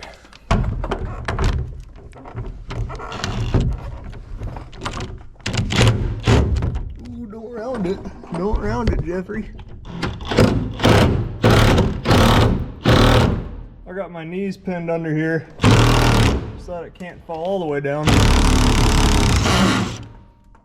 We're loose. All right, let's see if I can get a bath. Okay, we're free. Let's see what we can see with our filler neck. Nothing. Try to wiggle it away from the neck. We still in there? I really don't want to screw that up.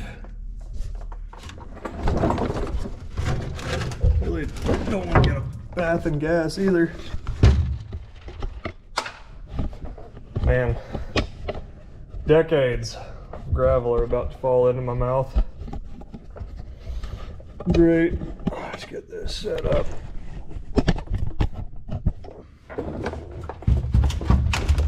Try to pull it away.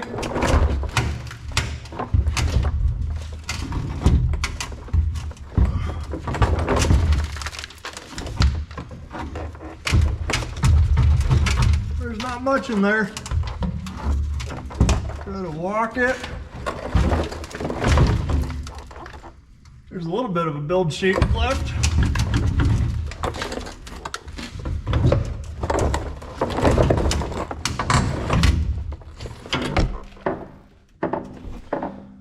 Whew! Good granny. How about you just let go? Okay, I gotta get some tools in here. Where's my joint at? Yeah.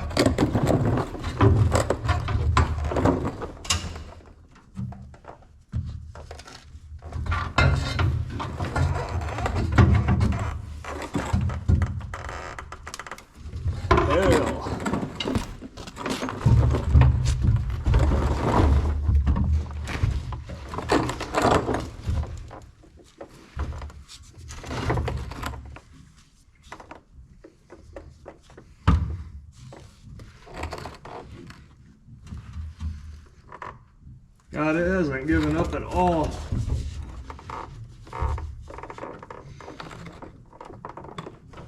Pull that out.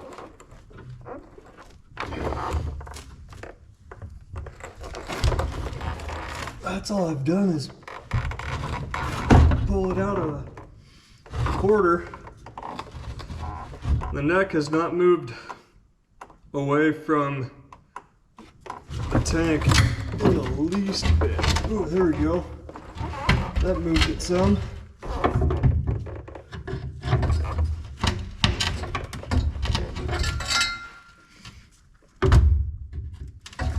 Could have chosen a shorter pry bar.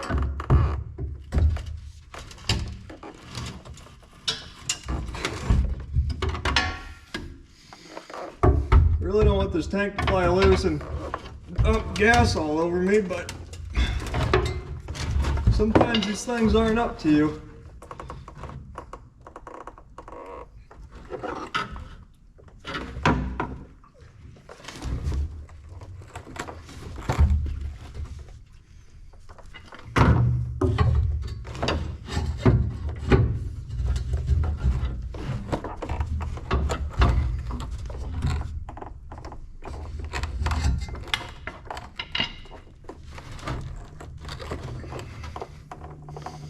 Of course, I can't pull that filler neck out of the quarter. I'm trying not to bend anything because I can't get a new sending unit. I don't know if I can get new straps or not, but I don't want to have to buy new ones. I don't think I've heard anything yet.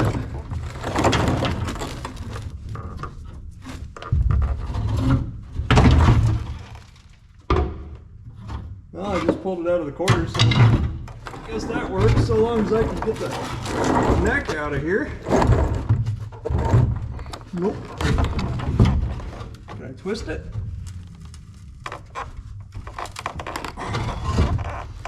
A little. What's going on up there? I don't know. I'm not in control anymore. I'm at the mercy of the vehicle.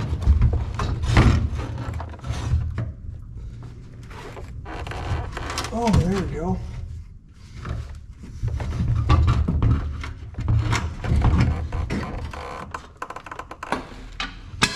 That was hard earned. Okay, let's let it down.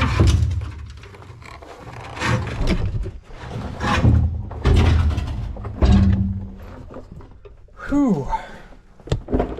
Oh, it's not good and it's stinky. So there's where it goes into the quarter. There's the door. There's the neck. I don't think we didn't ruin our gasket. That's good. There's where the O-ring goes. Did I lose it? No, it's right here. What's left of it? What I want to see. I want to see.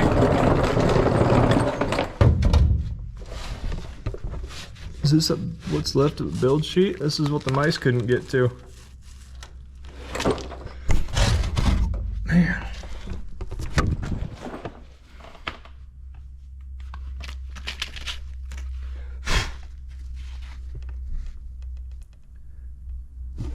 What did we get here? We got the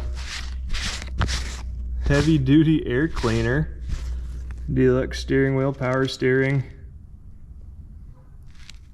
deluxe wheel disc, backup lamps. Those were an option. This thing didn't have a lot of options.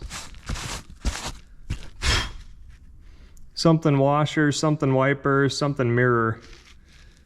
Well, this isn't going to tell us anything that we didn't already know. Still cool.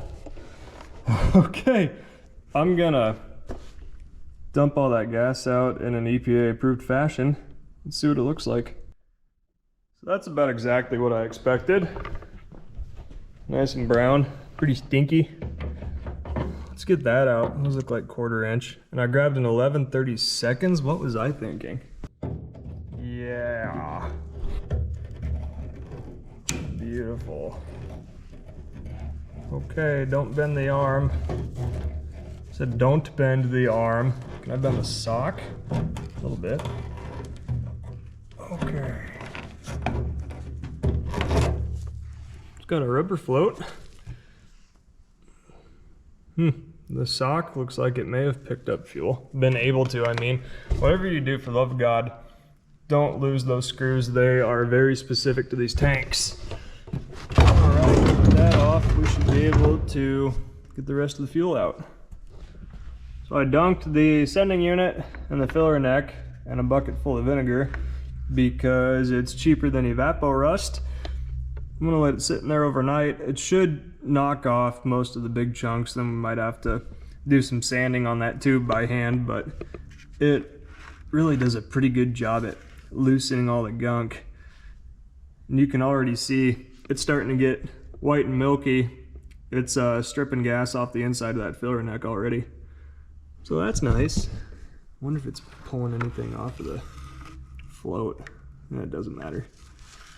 This sending unit will probably work by the time we're done. I bought some new socks and sending unit gaskets to have on hand. There's the pickup. Part number 4E. Where'd I get these? OPGI, I think. And then there's the gasket. Wham bam. I like to keep that kind of crap on hand. For some reason they don't have O-rings for that.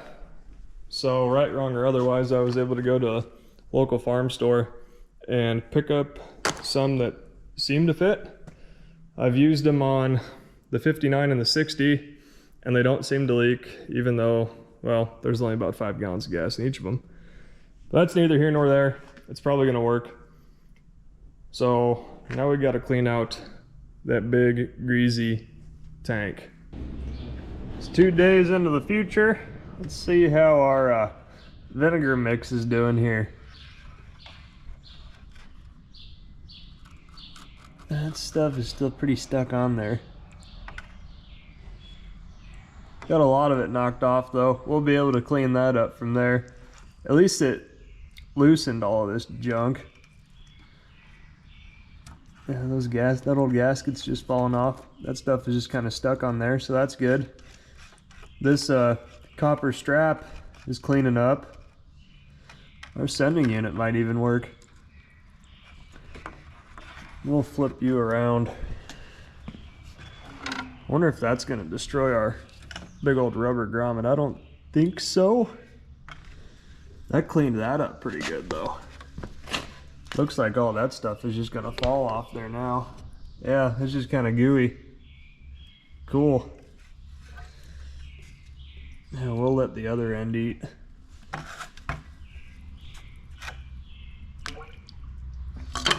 Nice.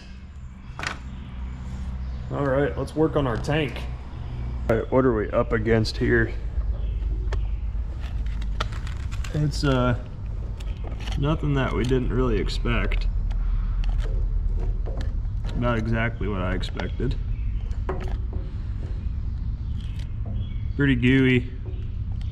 I don't know how stuck all that stuff is, but we're gonna do our best to clean it out. The tank is still solid. It's not rusty.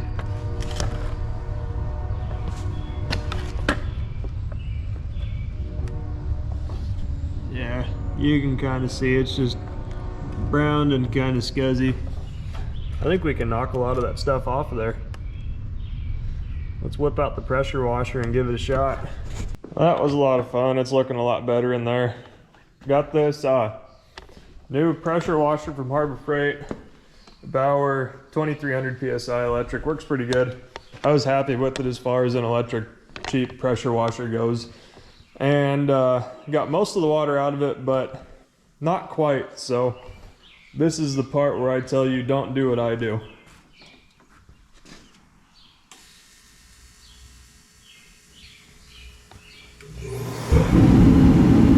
I'm gonna let this thing cook for a while. Let this thing cook at 450 for about 10 minutes. And you can't tell but it's dry in there now. Cool. Phase 1 of the restoration is done. We need to, well, first let that cool off, and then we need to put together our new sending unit. Well, more like put a new sock on our old sending unit. And then we can shove that in there, and that tank's gonna be ready to go back in so long as our O-ring fits. So let's go find the random O-ring that I bought at the farm store. It's one of these. We'll get that peeled out of there, and then we'll see if we can slide it on that neck. Here's something I probably never paid enough attention to in working on these, but this little overfill tube, it just slides into this collar here. It can fall out, and I am not sure if this 59 or that 60, if that little tube is in the right spot. I don't remember if it fell out or not. Oh well, doesn't matter. Here's the O-ring. It looks like it's gonna be really darn close. So we'll put some O-ring lube on him, slide it onto that neck, and see what it looks like. Got some super lube O-ring silicone. We're gonna use that because that's what I have. I'm sure that anything else would probably work, but may as well, right? Looks a lot like dielectric grease.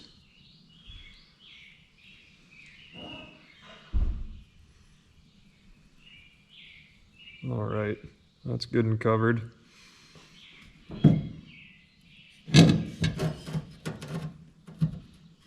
How is it gonna feel about this? It's tight, but it's on there. It doesn't look like we rolled it at all. I think that's gonna fly. Yeah, we're gonna go with it. It's still plenty thick. That should seal. Cool, what great news. We just saved ourselves about 10 bucks. Here's the status of our sending unit after a two-day vinegar bath. All the stuff pretty much falls off of that copper strip there. That's good. This tube is still kind of gnarly, but we can deal with that. It's coming off of here pretty good. That looks like it's galvanized or something.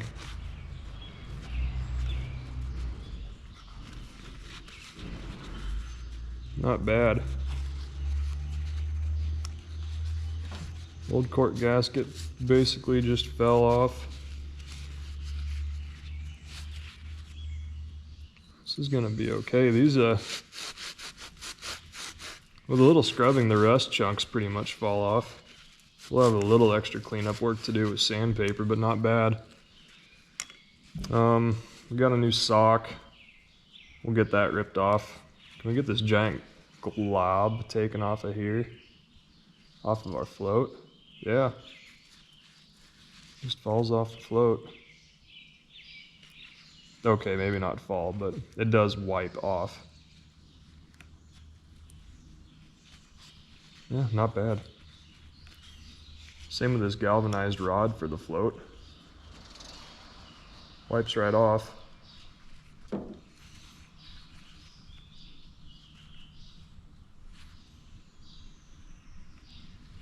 That's some scuzzy stuff right there. But looks like it's gonna work. I don't think that I could get a new sending unit for this thing. I could send it off and have it professionally rebuilt for $1 million, but I'm gonna put a new sock on it and I'm gonna risk the fuel gauge working again. Cool. Let's get this sock pried off of there. I think this is how I did this last time. I think these just kind of twist on there. Try not to tweak the entire tube. There we are.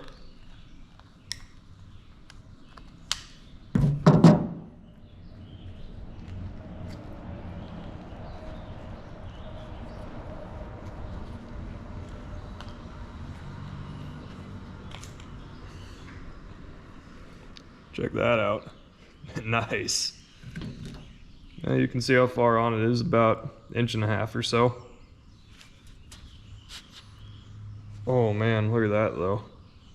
Plugged solid. Okay. We wouldn't have pulled gas out of that.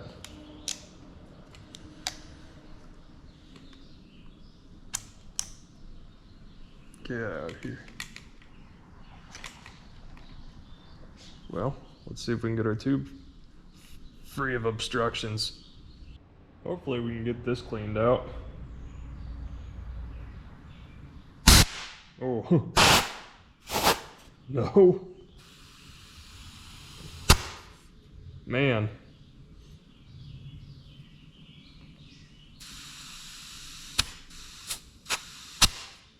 That's many PSIs. All right, we'll get a pick. We'll dig in the end. Got a pick stuck in there a good 4 inches.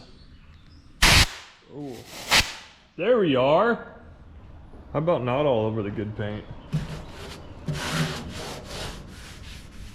Let's relocate.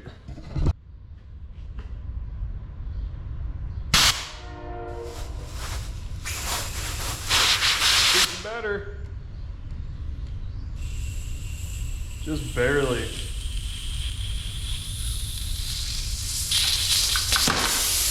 Oh, there was hard pieces in there. Sweet.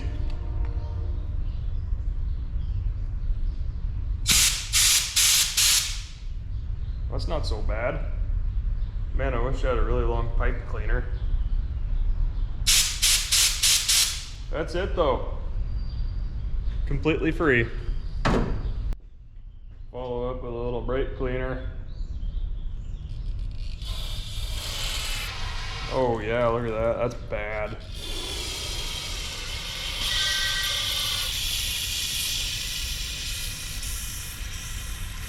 It's starting to get more clear.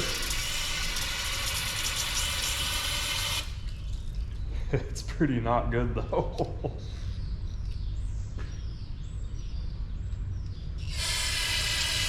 Make sure you get it in your eye.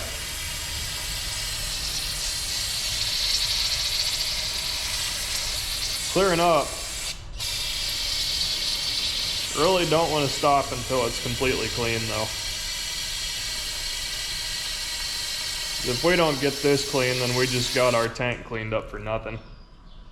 Gosh, it's bad. This might take a few cans.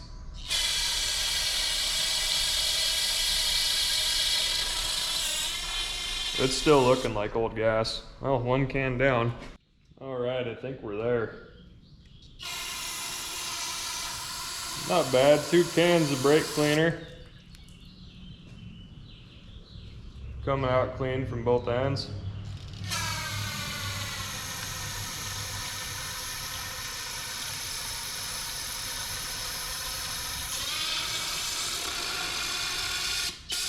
I feel a lot better about that. Missed it. All right, final blow. All right, looks clean. Let's get all this crap off of here now. Got what I could with the bench grinder.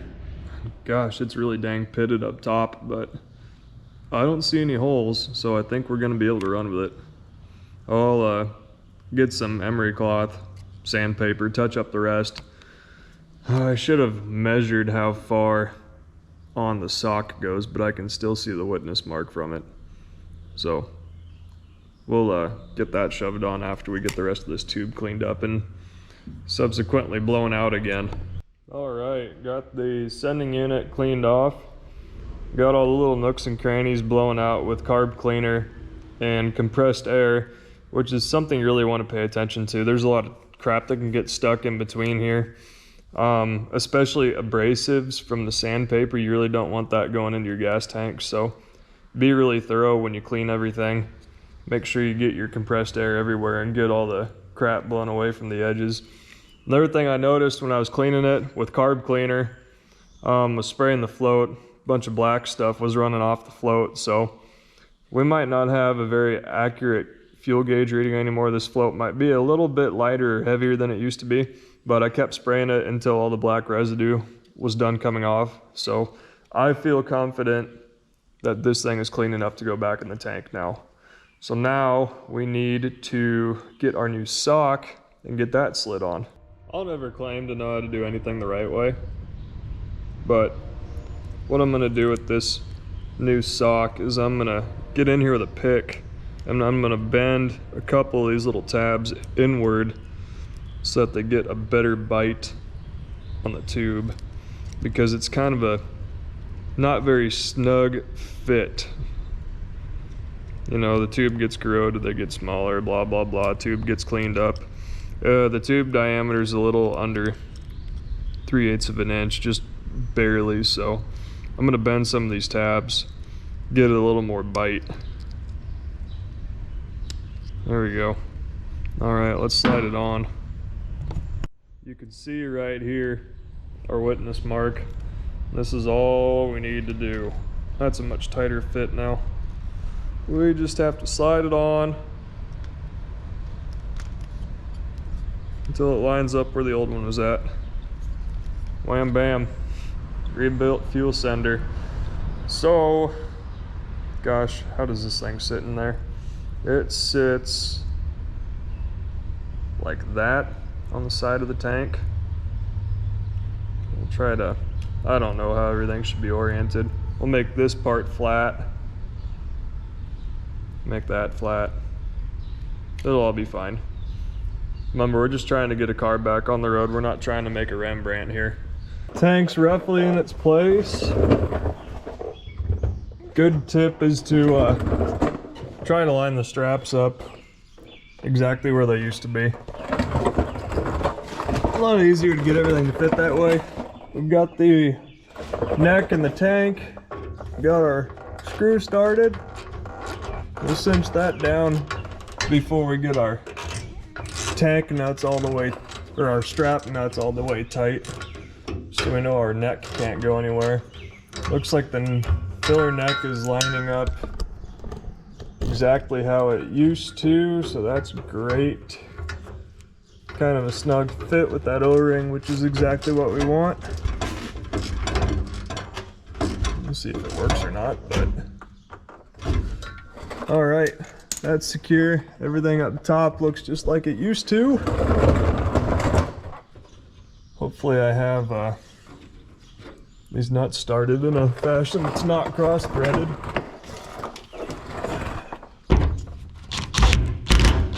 Maybe? Nah. They just go on hard. Yeah, that one's turning. Go figure.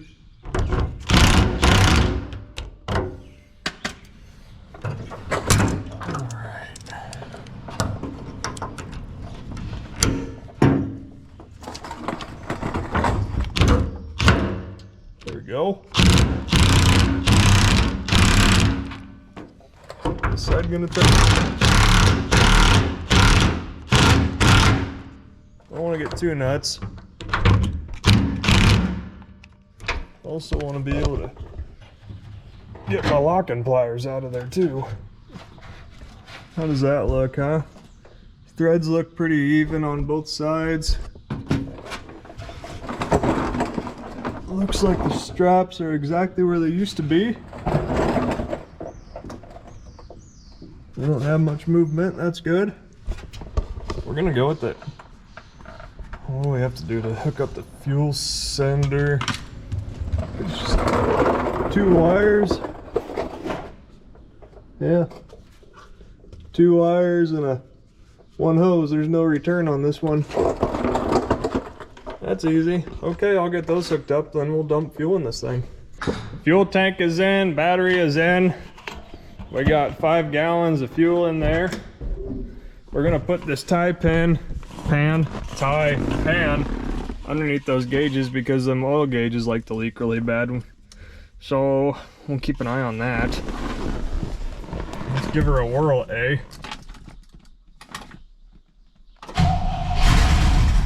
Oh, that ignition is sticky.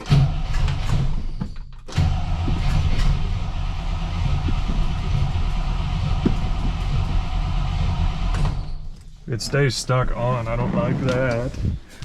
Not good. What do we gotta do here?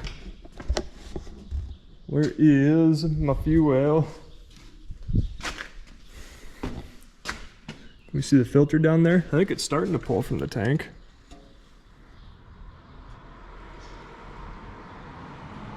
I'll flood this really bad.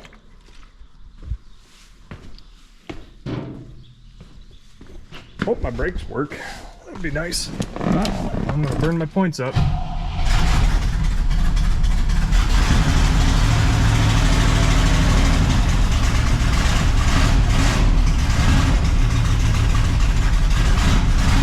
Wonder if my choke is on. Hey, my choke works. That's cool.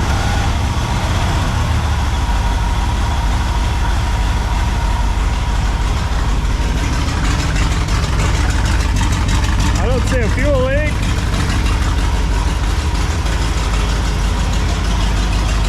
I think we're running off the tank. Filter's full, cool. What kind of fluid did I get all over that? Was that brake fluid? Brake fluid and power steering fluid I got all over that pipe.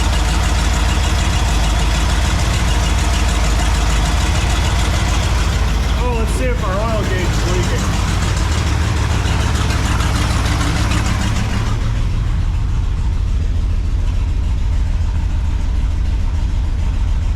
Yeah, of course it is. A little bit.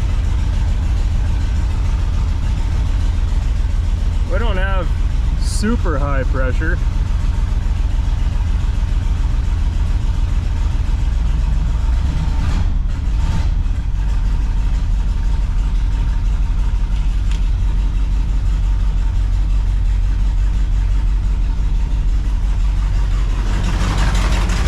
Not super low either.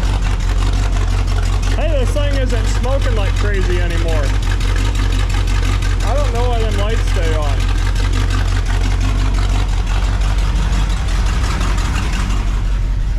Are we on our brake switch? I think our brake switch is messed up because we got it bottomed all the way out, so it's hitting the pedal, so the switch should be off, but I think that's our trouble, is our switch is bad. But hey, it's not smoking, you notice that? I think our BG oil treatment's working. Choke is starting to open up.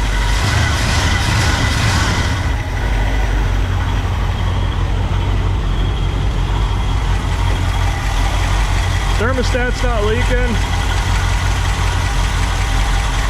No goofy noises.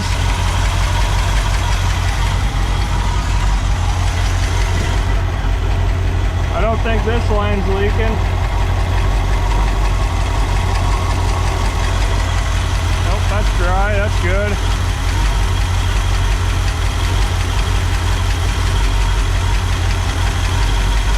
I'm feeling good. I just saw a damn drip. What was that? That could be residual.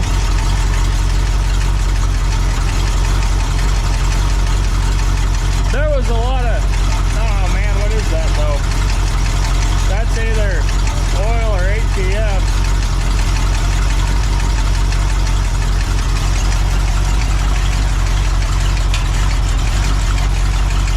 ATF, front seal's bad.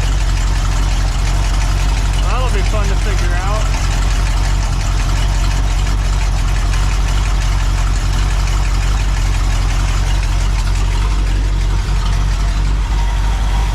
We'll cross that bridge later. Nothing we can do about that right now.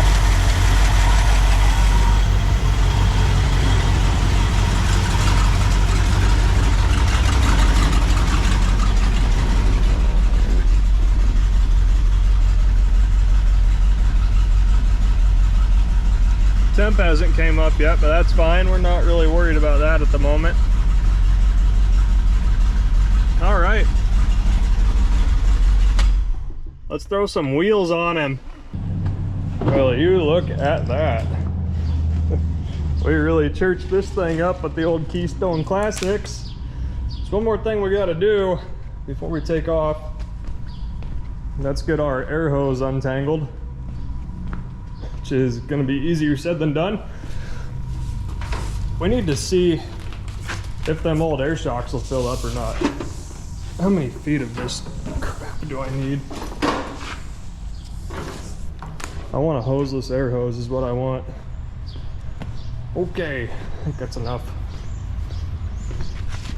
I would be shocked if these Hijacker name brand air shocks actually still held air.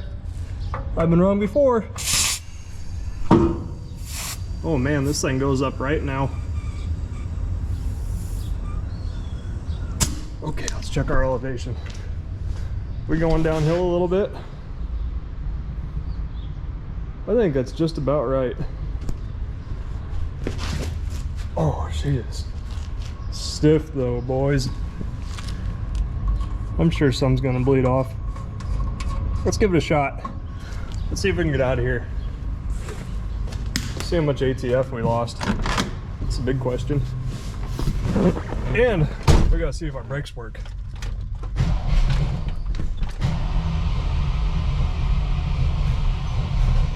Come on, little buddy.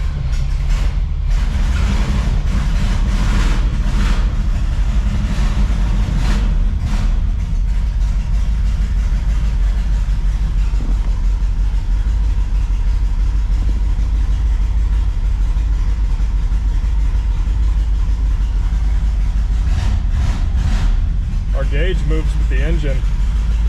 All right, feels like we got brakes. I do believe.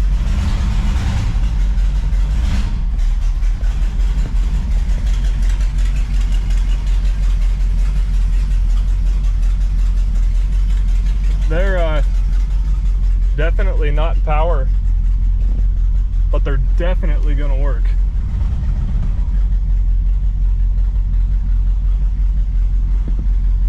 And we definitely kind of have a sticky throttle.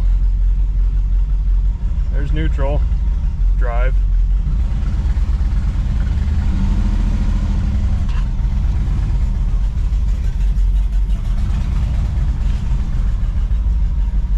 It is not fast to return. Let's get a look at them.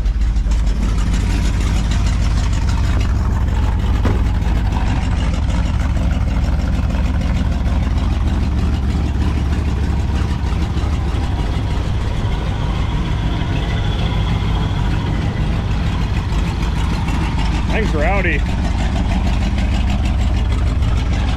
I dig it.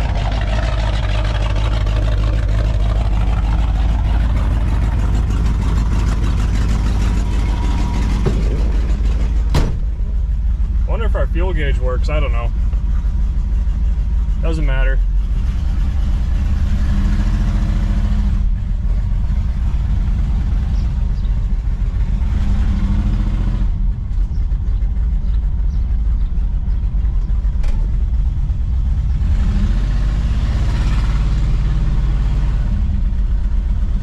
This thing throws itself into drive too quickly.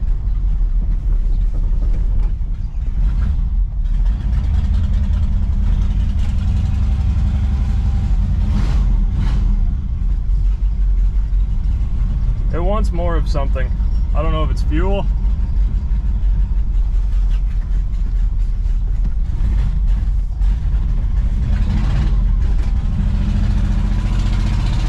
Like it has too much fuel.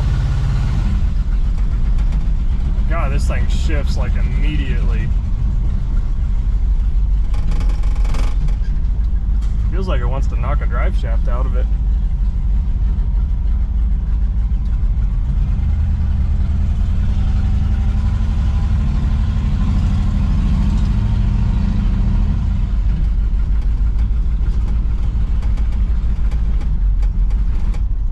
Drive shaft is bent. Kind of feels a little bent.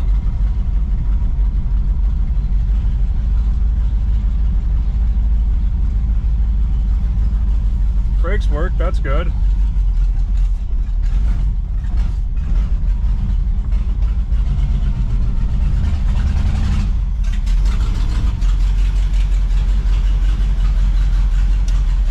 Our fuel situation is a little unhappy though.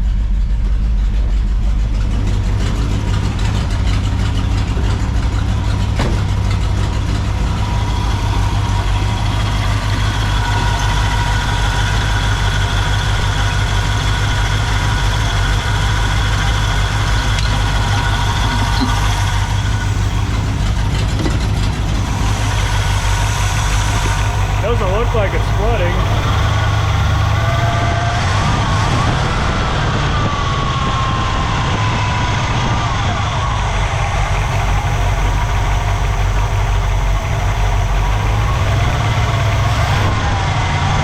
Man, that throttle.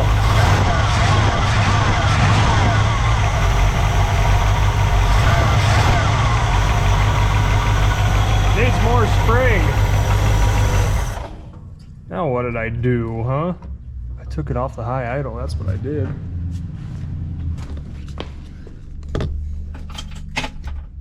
So,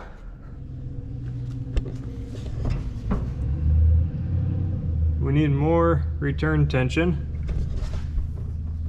which maybe this will gain us. We got 3 notches here. Let's go to the bottom one.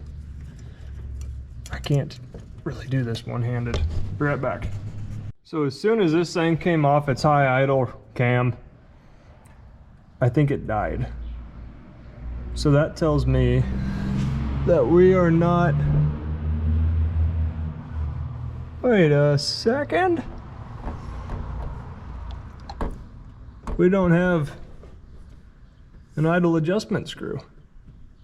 Gosh, and I just put away that other carburetor. Okay, that's where it should be. Well, it ain't. That's kind of important. That's oil, that's left over. That's not fuel, but it does kind of look like it might be wet in there. Yeah, our float might be just a tick high. First things first, I'm gonna get a screw out of another carb. We'll see if, oh, the front of the carb is wet too. I think we need some float adjustment. I think that's our troubles as we're loading up. And we're just operating off of a factory pump. It's not like this is a Holly Blue pump or anything like that. At any rate, I'll go get another screw. We'll try that, see where that gains us. Well, maybe that wasn't our problem because our bowls are only about halfway full.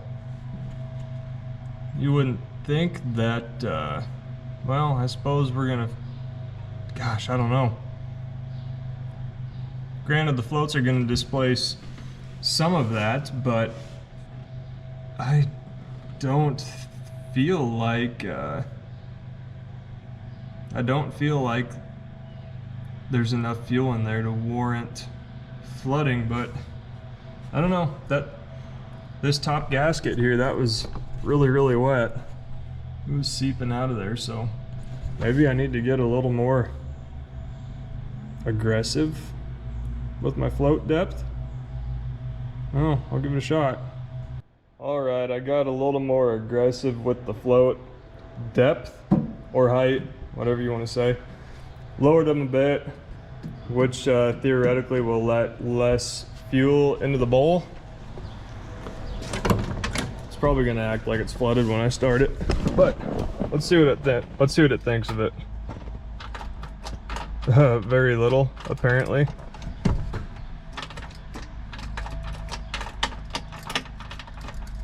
Well, what happened?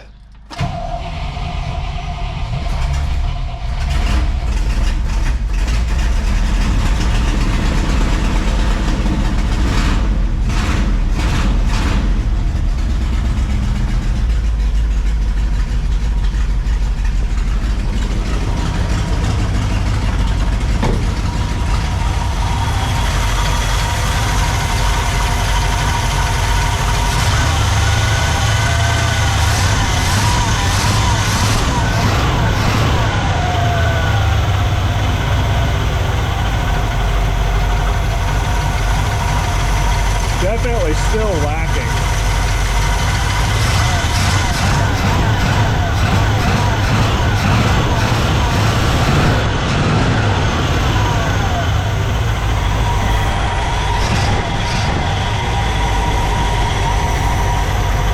I don't know if I gained anything from that.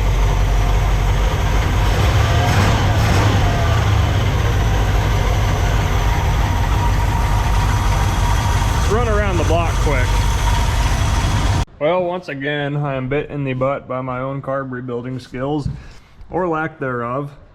So, we're gonna do the right thing. We're gonna rip that stock Carter off, throw it on a shelf, and throw a 1406 Edelbrock 600 on there. It should run just fine then.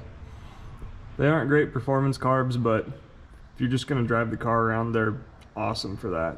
So, we'll butcher up this nice original carburetor setup and make something of our own work.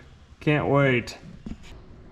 Got the new 1406 most of the way installed. I still need to run the wiring for the electric choke, but I just want to test it right now. I had to shorten the throttle shaft or linkage and then lengthen as far as I could the transmission kickdown.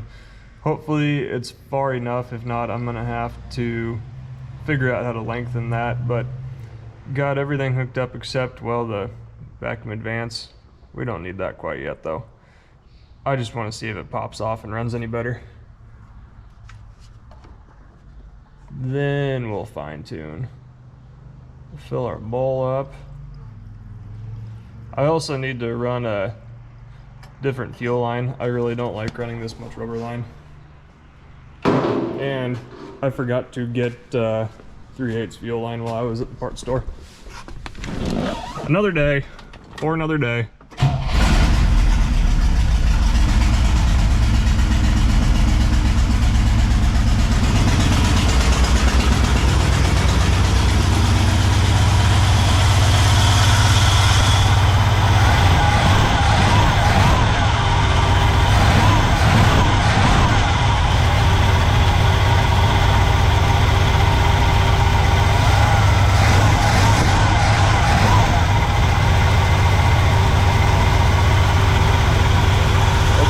Like I hear a spark somewhere.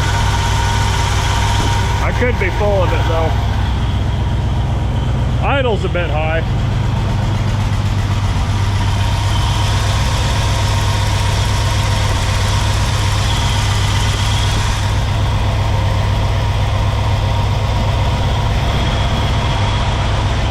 I can't hear anything, but I swear I hear a spark.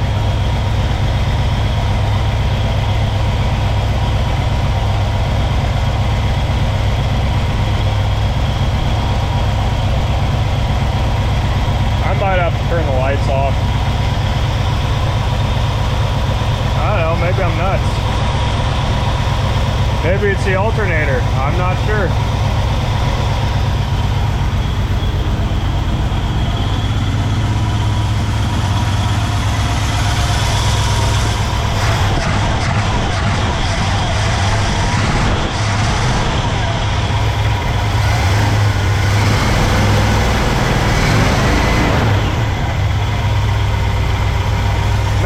Sure does sound like it though.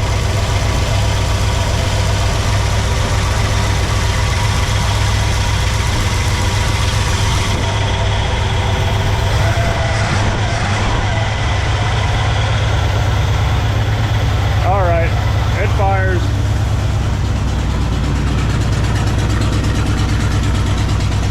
What is this? Oh, maybe that's what I'm hearing.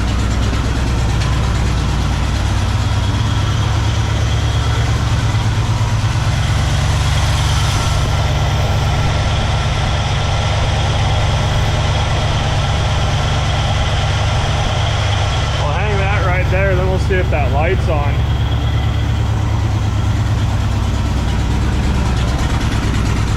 Yeah, the cold light turned off. Either my idle is just adjusted too high. Oh yeah, we're on the high idle ramp still.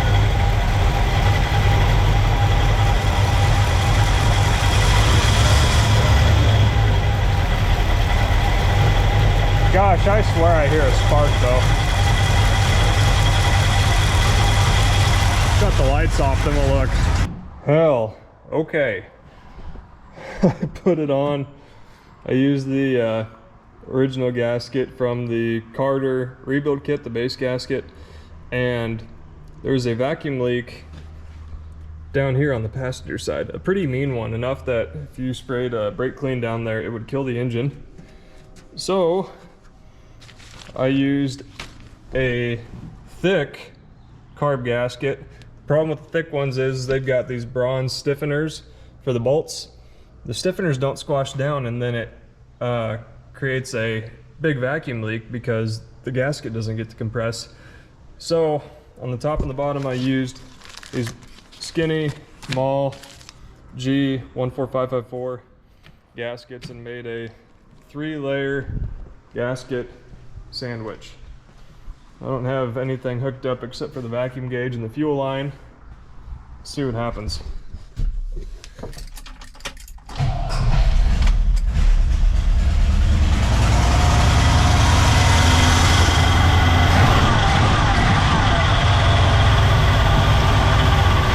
Got a much steadier vacuum now.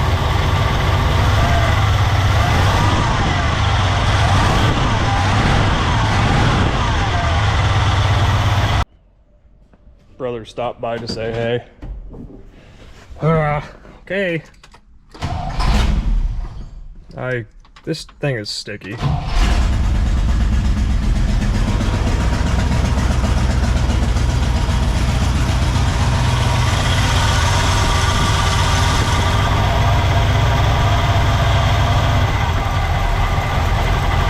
need more idle.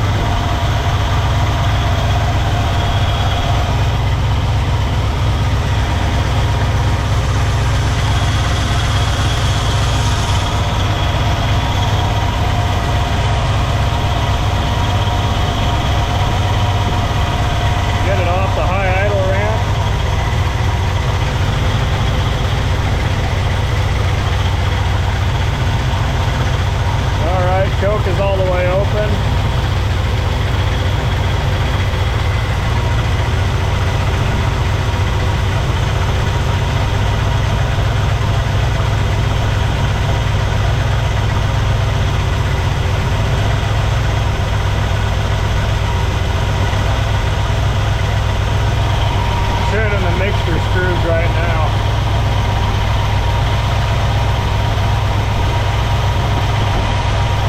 I think I went too far.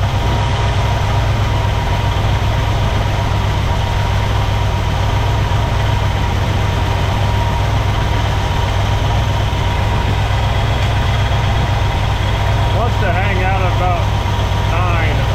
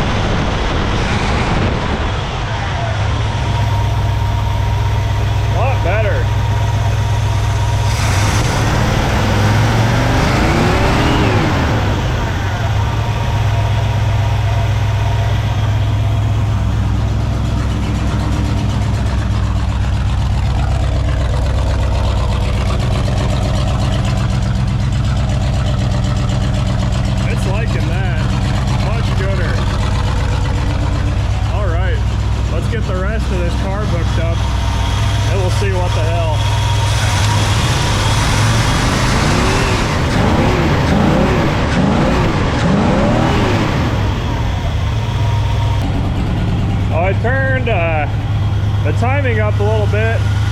It was right at 12. I took it up to 16. We still have a little bit of a gallop. Our vacuum looks better. It's more responsive, but I'm going to take the valve covers off because I could hear oh yeah, did you hear that? There's that bang right there. I wonder if we've got a bent push rod. We're gonna rip these things off. We're gonna see what's going on under there. Yeah. Oh, ain't that a treat? Okay. We gotta get that out of there. Oh. There's just a push rod rolling around in the valley. Huh. Okay. I hope that the lifter is still in its hole. Can I see that?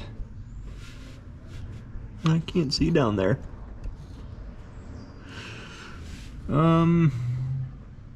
Okay, well, I'm gonna go get another push rod out of another engine. Oh my, things are escalating. So let's check something. We're gonna bang on this valve here and see if that valve is stuck, because there's a reason that the push rod is gone. This likely has an effect on our oil pressure being low. Yeah, that valve was stuck. Now it's moving though, but he was stuck.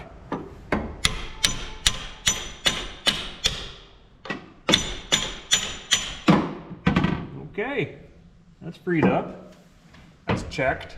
Let's do the impossible and try to get that son of a bitchin' bent push rod out of there. I'm going into this completely blind.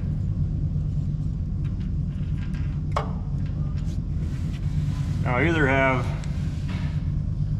a push rod or a lifter on the end of my magnet, and I'd rather it be a push rod.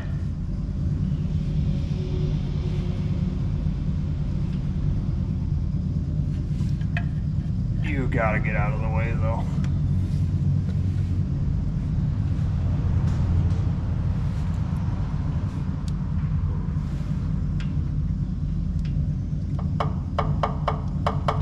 It sounds heavy like it's a lifter. we gotta put that back. I don't want to pull an intake. All right, before I get carried away, we'll take this rocker arm off so that we can see what's going on in there, because I really don't want to lose a lifter in this thing. The great thing about taking Pontiac rocker arms off is that they're really easy to put back on. You just torque them to 20 foot-pounds. There's no adjustment like there is with a small block Chevy. So I'll rip these things off all willy-nilly.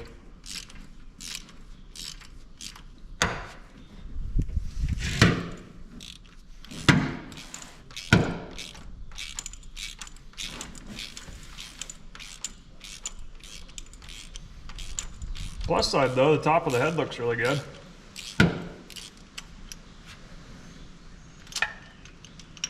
All right, help me remember which one I'm taking apart here, okay?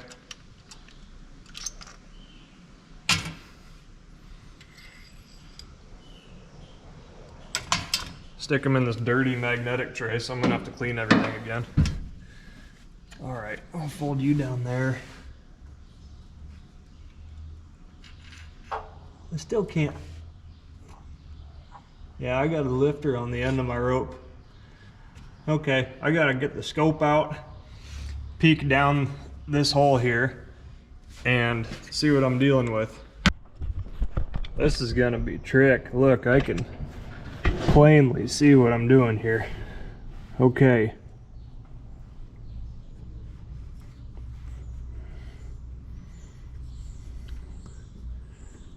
We get him wiggled back down there.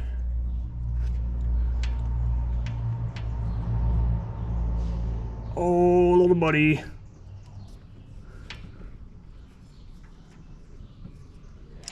Don't make me pull an intake.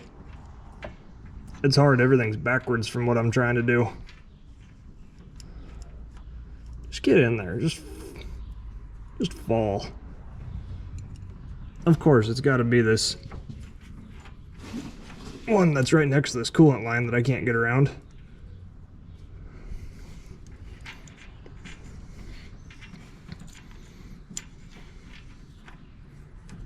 There you go. You're almost there. You're almost there. No, other way. There you go. Oh, you're close. Man. This is like some sick version of the claw machine. I gotta get my... Oh no, I lost him.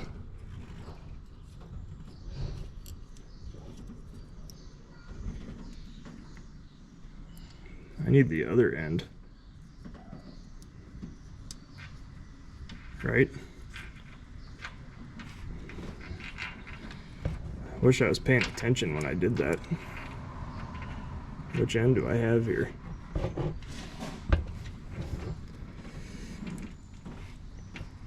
Okay, this is going to require my full brain. I'm going to shut this off for a minute and get this thing switched around. Alright, got the valve freed up. We got the lifter back in its hole with the help of the scope, a long magnet, and a screwdriver, but we still don't know where the push rod is. So let's go to the other side, take that valve cover off, and see what we can see. Everything over here looks like it's in ship shape. Man, this thing is clean. I can't imagine all the oil pressure it's gonna have now that it doesn't have a lifter losing all the pressure, or however the hell that works. I'm not sure exactly. I understand that oil pressure goes through them. I take it that gets to them in the bores. So now that we're not hemorrhaging a bunch of oil in one of the lifter bores, maybe we'll be in better shape. I don't know, we can only hope. All right, I'm gonna poke around in these holes here with the magnet and see if I can grab onto anything. Looked around, can't grab anything, can't see anything. So we're gonna hope that that push rod settled somewhere comfortable. We're gonna go get another one. We're gonna put that in there and then see how well it runs. Can't wait. So like I said, adjusting valves on these things is super easy. If they're stock Pontiac nuts, all you gotta do is torque them to 20 foot-pounds. Don't have to pay any attention to preload or nothing like that. One thing I wanted to point out while we're staring right at it, this is a date code, G123. G is the indicator of the month, so A, B, C, D, E, F, G, that is July, right? Yeah, July 12th, 1, 2, and then the last digit is the year, 3, July 12th of 63. So this is either late 63, early 64 cylinder head. Judging by that casting number, it's probably original to the car, but it doesn't matter really. So all we gotta do is torque these two guys to 20, throw our valve covers back on. We're gonna need some valve cover gaskets, aren't we? Dang it, I didn't want to do that. Ooh, look at the blue silicone. Didn't even make it all the way down to the oil pan. Good thing we got there in time. This silicone is hell on stuff. It breaks free, it's not oil resistant, and then it ends up down in the oil pump pickup and clogs it. And then you don't have any oil pressure. And wouldn't that be a shame? Luckily, it doesn't look like this motor has very much time on it. Judging by how clean the top of the head is, this thing should run like a monster now that we're hitting on all 8. Man, glad we looked at that. Okay, oh man, there's a lot of blue goop on here. All right, I'll get these cleaned up, put some valve cover gaskets on them, slam it back down. Oh, at least they're coming off easy. Oh, look at that, isn't that satisfying? Come on, come on, come on. Can we go all the way around? Come on.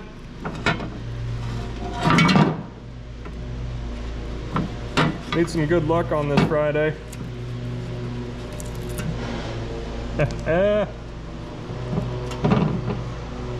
We need a lot of good luck, man. We've had crazy bad weather here in Nebraska lately. We just can't catch a break. Floods, 80-mile-an-hour winds, tornadoes, hail. But hey, the grass looks good. Shit. Okay, let's get to work. 20 is literally the lowest possible value on this torque wrench, so I hope we get an accurate figure here.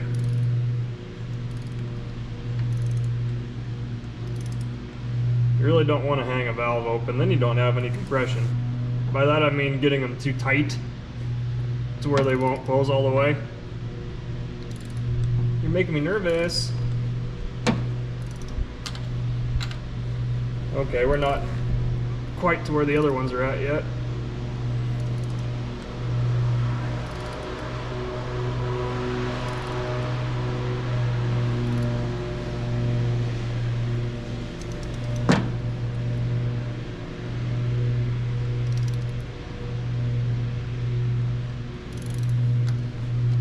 Oh gosh.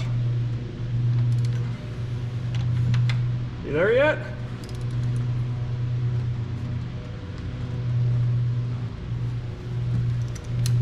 Switch hands. Let it just go. Yep. There we go. I feel like I may have went past it, but finally clicked. Back it up a little. Like I said, I really don't want to risk hanging a valve open. Gently now.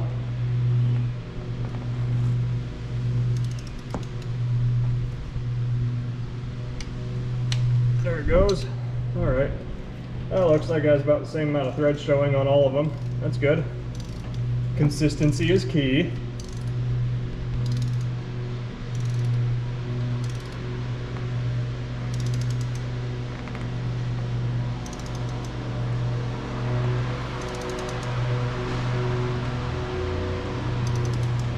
might have to bring our timing back a little bit, and we might have got a little aggressive with it.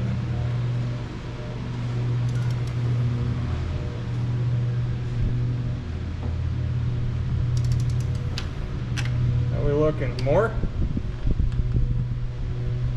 Is that it? Why did this get hard and then easy? What is the matter?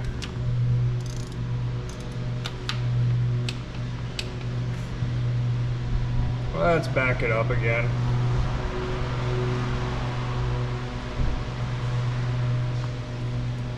I should have got the inch-pound wrench.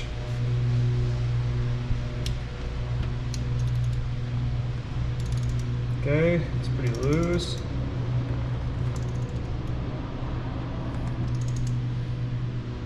We should see a lot better vacuum value too when we start this thing. There it is, 20. Let's fire it up. I know our choke was probably on, but our idle seemed kind of high.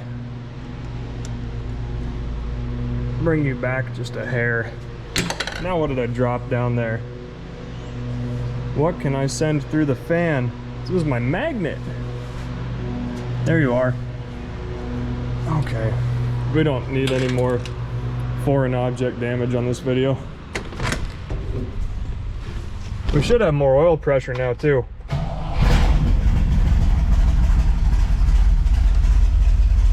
We gained a lot of oil pressure.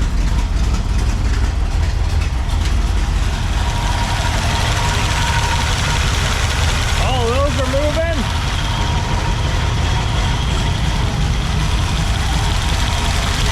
That was our problem child, but it's walking now. We're good, man.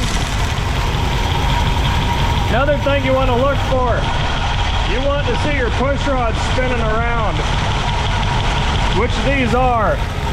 If your push rods are spinning, that means that your lifters are spinning. That means that you won't have a stuck lifter. Okay, we gotta watch him. We gotta watch him build pressure. So far there's no oil coming out of it yet.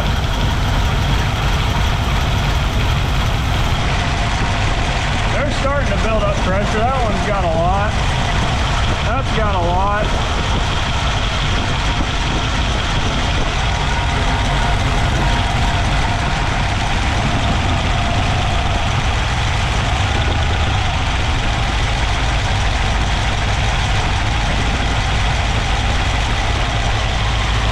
God, this thing is sounding a lot better. Look at all that oil.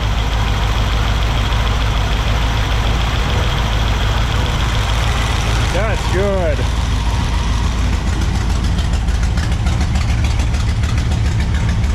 This is a bad mother, boy.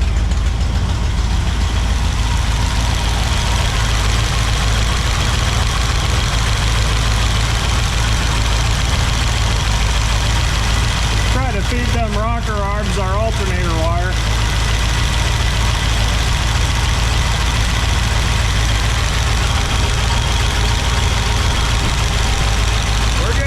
Touch them, make sure they're not too loose.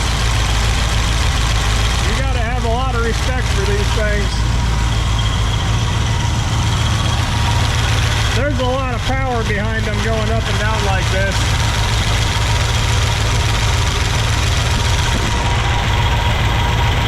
Yeah, these push rods are just winging around.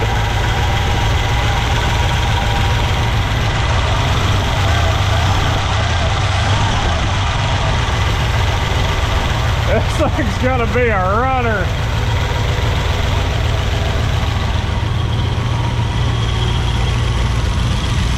See, the motor's not shaking as much anymore either. Yeah, now look at it. Now we've got oil coming out. Heck yeah. What's that? Ah, timing light. We don't need those.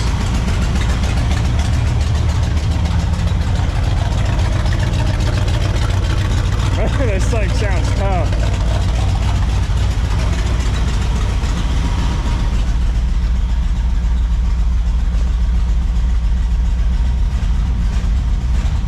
All right, we're gonna put the valve covers back on. We'll do some more tuning then. Valve covers are back on. Let's see how this thing feels about life now.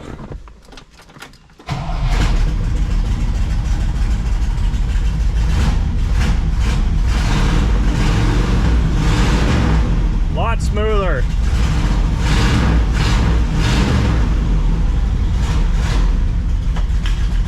That was a pop can. Yeah, our oil pressure picked up tremendously.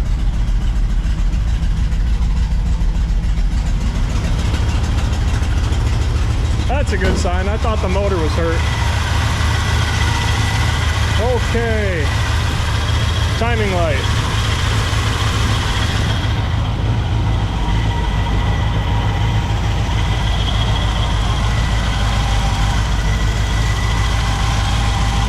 We want to be at about 12.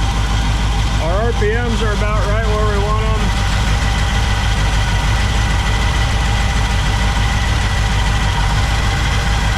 Man, I gotta do some research. I gotta figure out which one of the two marks on the balancer is actually 0, because I don't know. I feel a lot better about this now.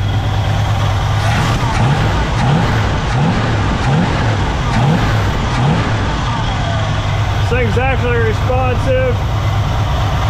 Has pretty decent vacuum. I gave it a ton of timing, but not so much timing that it cranks hard when I start it.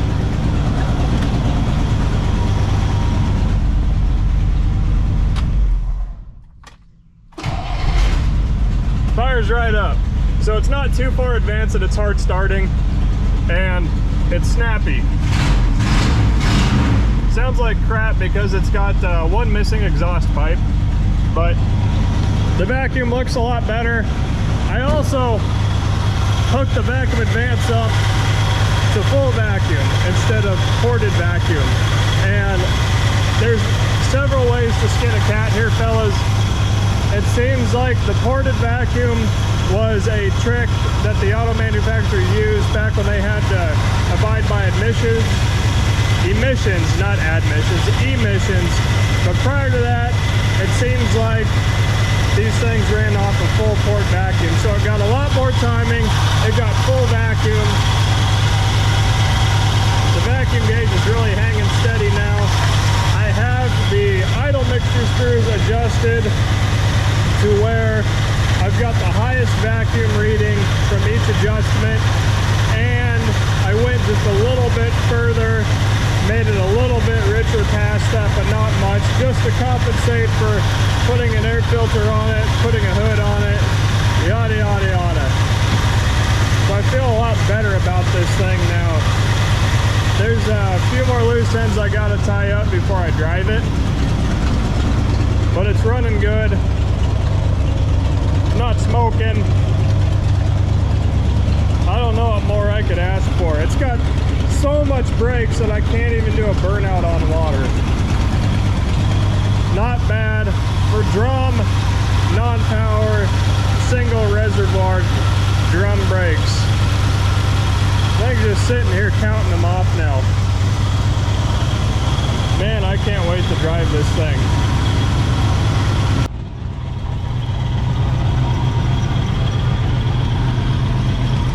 I love this car. Got some transmission drivability issue to figure out. I think that when I lifted it up off the trailer with the forklift, I tweaked the drive shaft a little bit. So we gotta go out to the 63 parts car and get the drive shaft yanked out of it. I can see little bumps in the drive shaft. I can feel dents.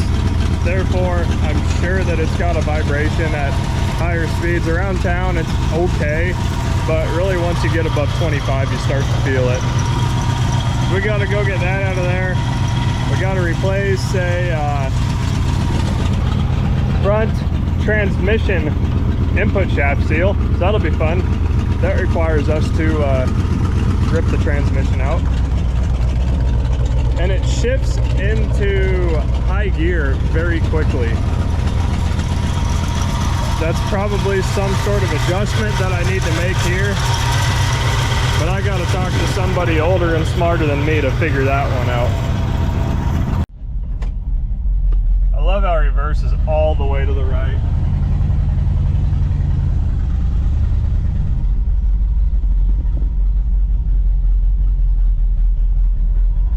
Put her in low.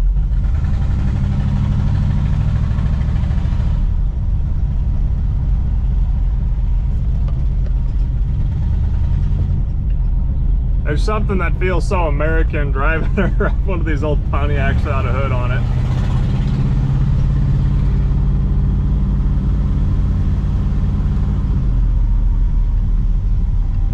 I may be a little bit low on transmission fluid too. Yeah, I can feel a definite wobble.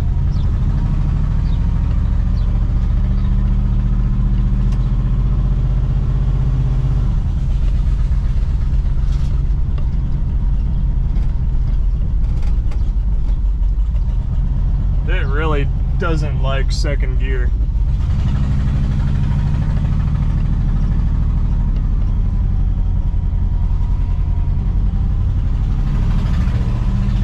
And I don't know if that's a transmission trouble.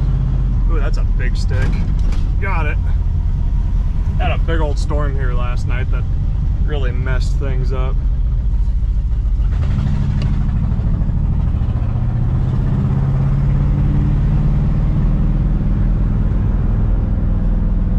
Yeah, it feels like the drive shaft wants to fly out.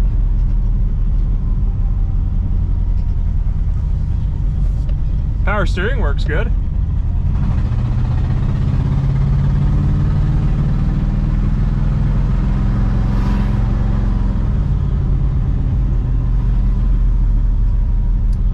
Then, ooh, big bump. Transmission issue, I'm not sold on the fact if it's just the drive shaft or it is something wrong with the transmission, because second gear feels really funny. Yeah, we got some mean rain past couple days.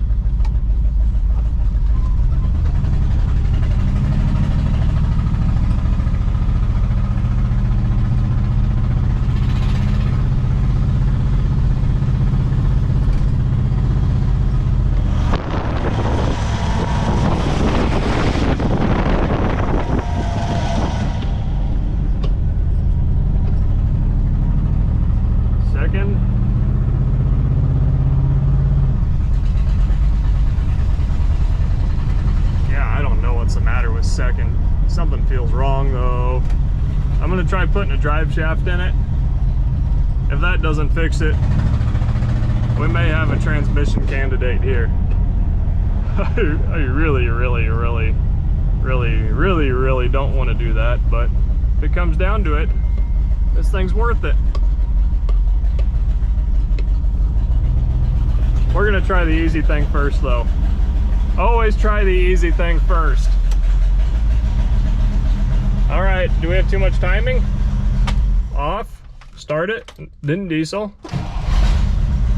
Fires up immediately. Seems like a lot of timing, but it starts. So we just won't look at it anymore. So unfortunately, our transmission leak has got a lot more severe. I know that we need a front seal. I'm guessing it's input shaft. It's leaking out of the bottom of the bell housing, dripping while it's running. It's really constant, unfortunately. And the transmission needs to come out for that. And I don't want to do that on the ground. Instead, I want to use the brand new lift I have sitting up against the wall. I want to get that stood up. We've got footings poured for it. I just needed to get some cars running and moved around so that I can actually access the footings. I think everything in here runs except for that red convertible. Yeah, here's our new footings. Got one there, one over there. We got to get some cars out of here. It's way too crowded, and I need to be able to move everything in order to get these stood up. Here it is. It's a, what is it? A 10,000 pound bend pack pack, however you say it. I've never put up a lift before, never owned one. I'm really excited about this, guys. This is gonna make my life a lot easier. I am not getting any younger. I need all the help I can get from that thing. Thanks for sticking to the end of it. We got this car running, driving, starting, stopping for the first time since roughly 1983, according to the license plates. We're not done with this car yet. This car is destined for some really, really great things in my ownership, and I can't wait to show it to you guys again. We're gonna have a lot of fun with this old hot rod. Thanks for watching. Tune in for some more shenanigans.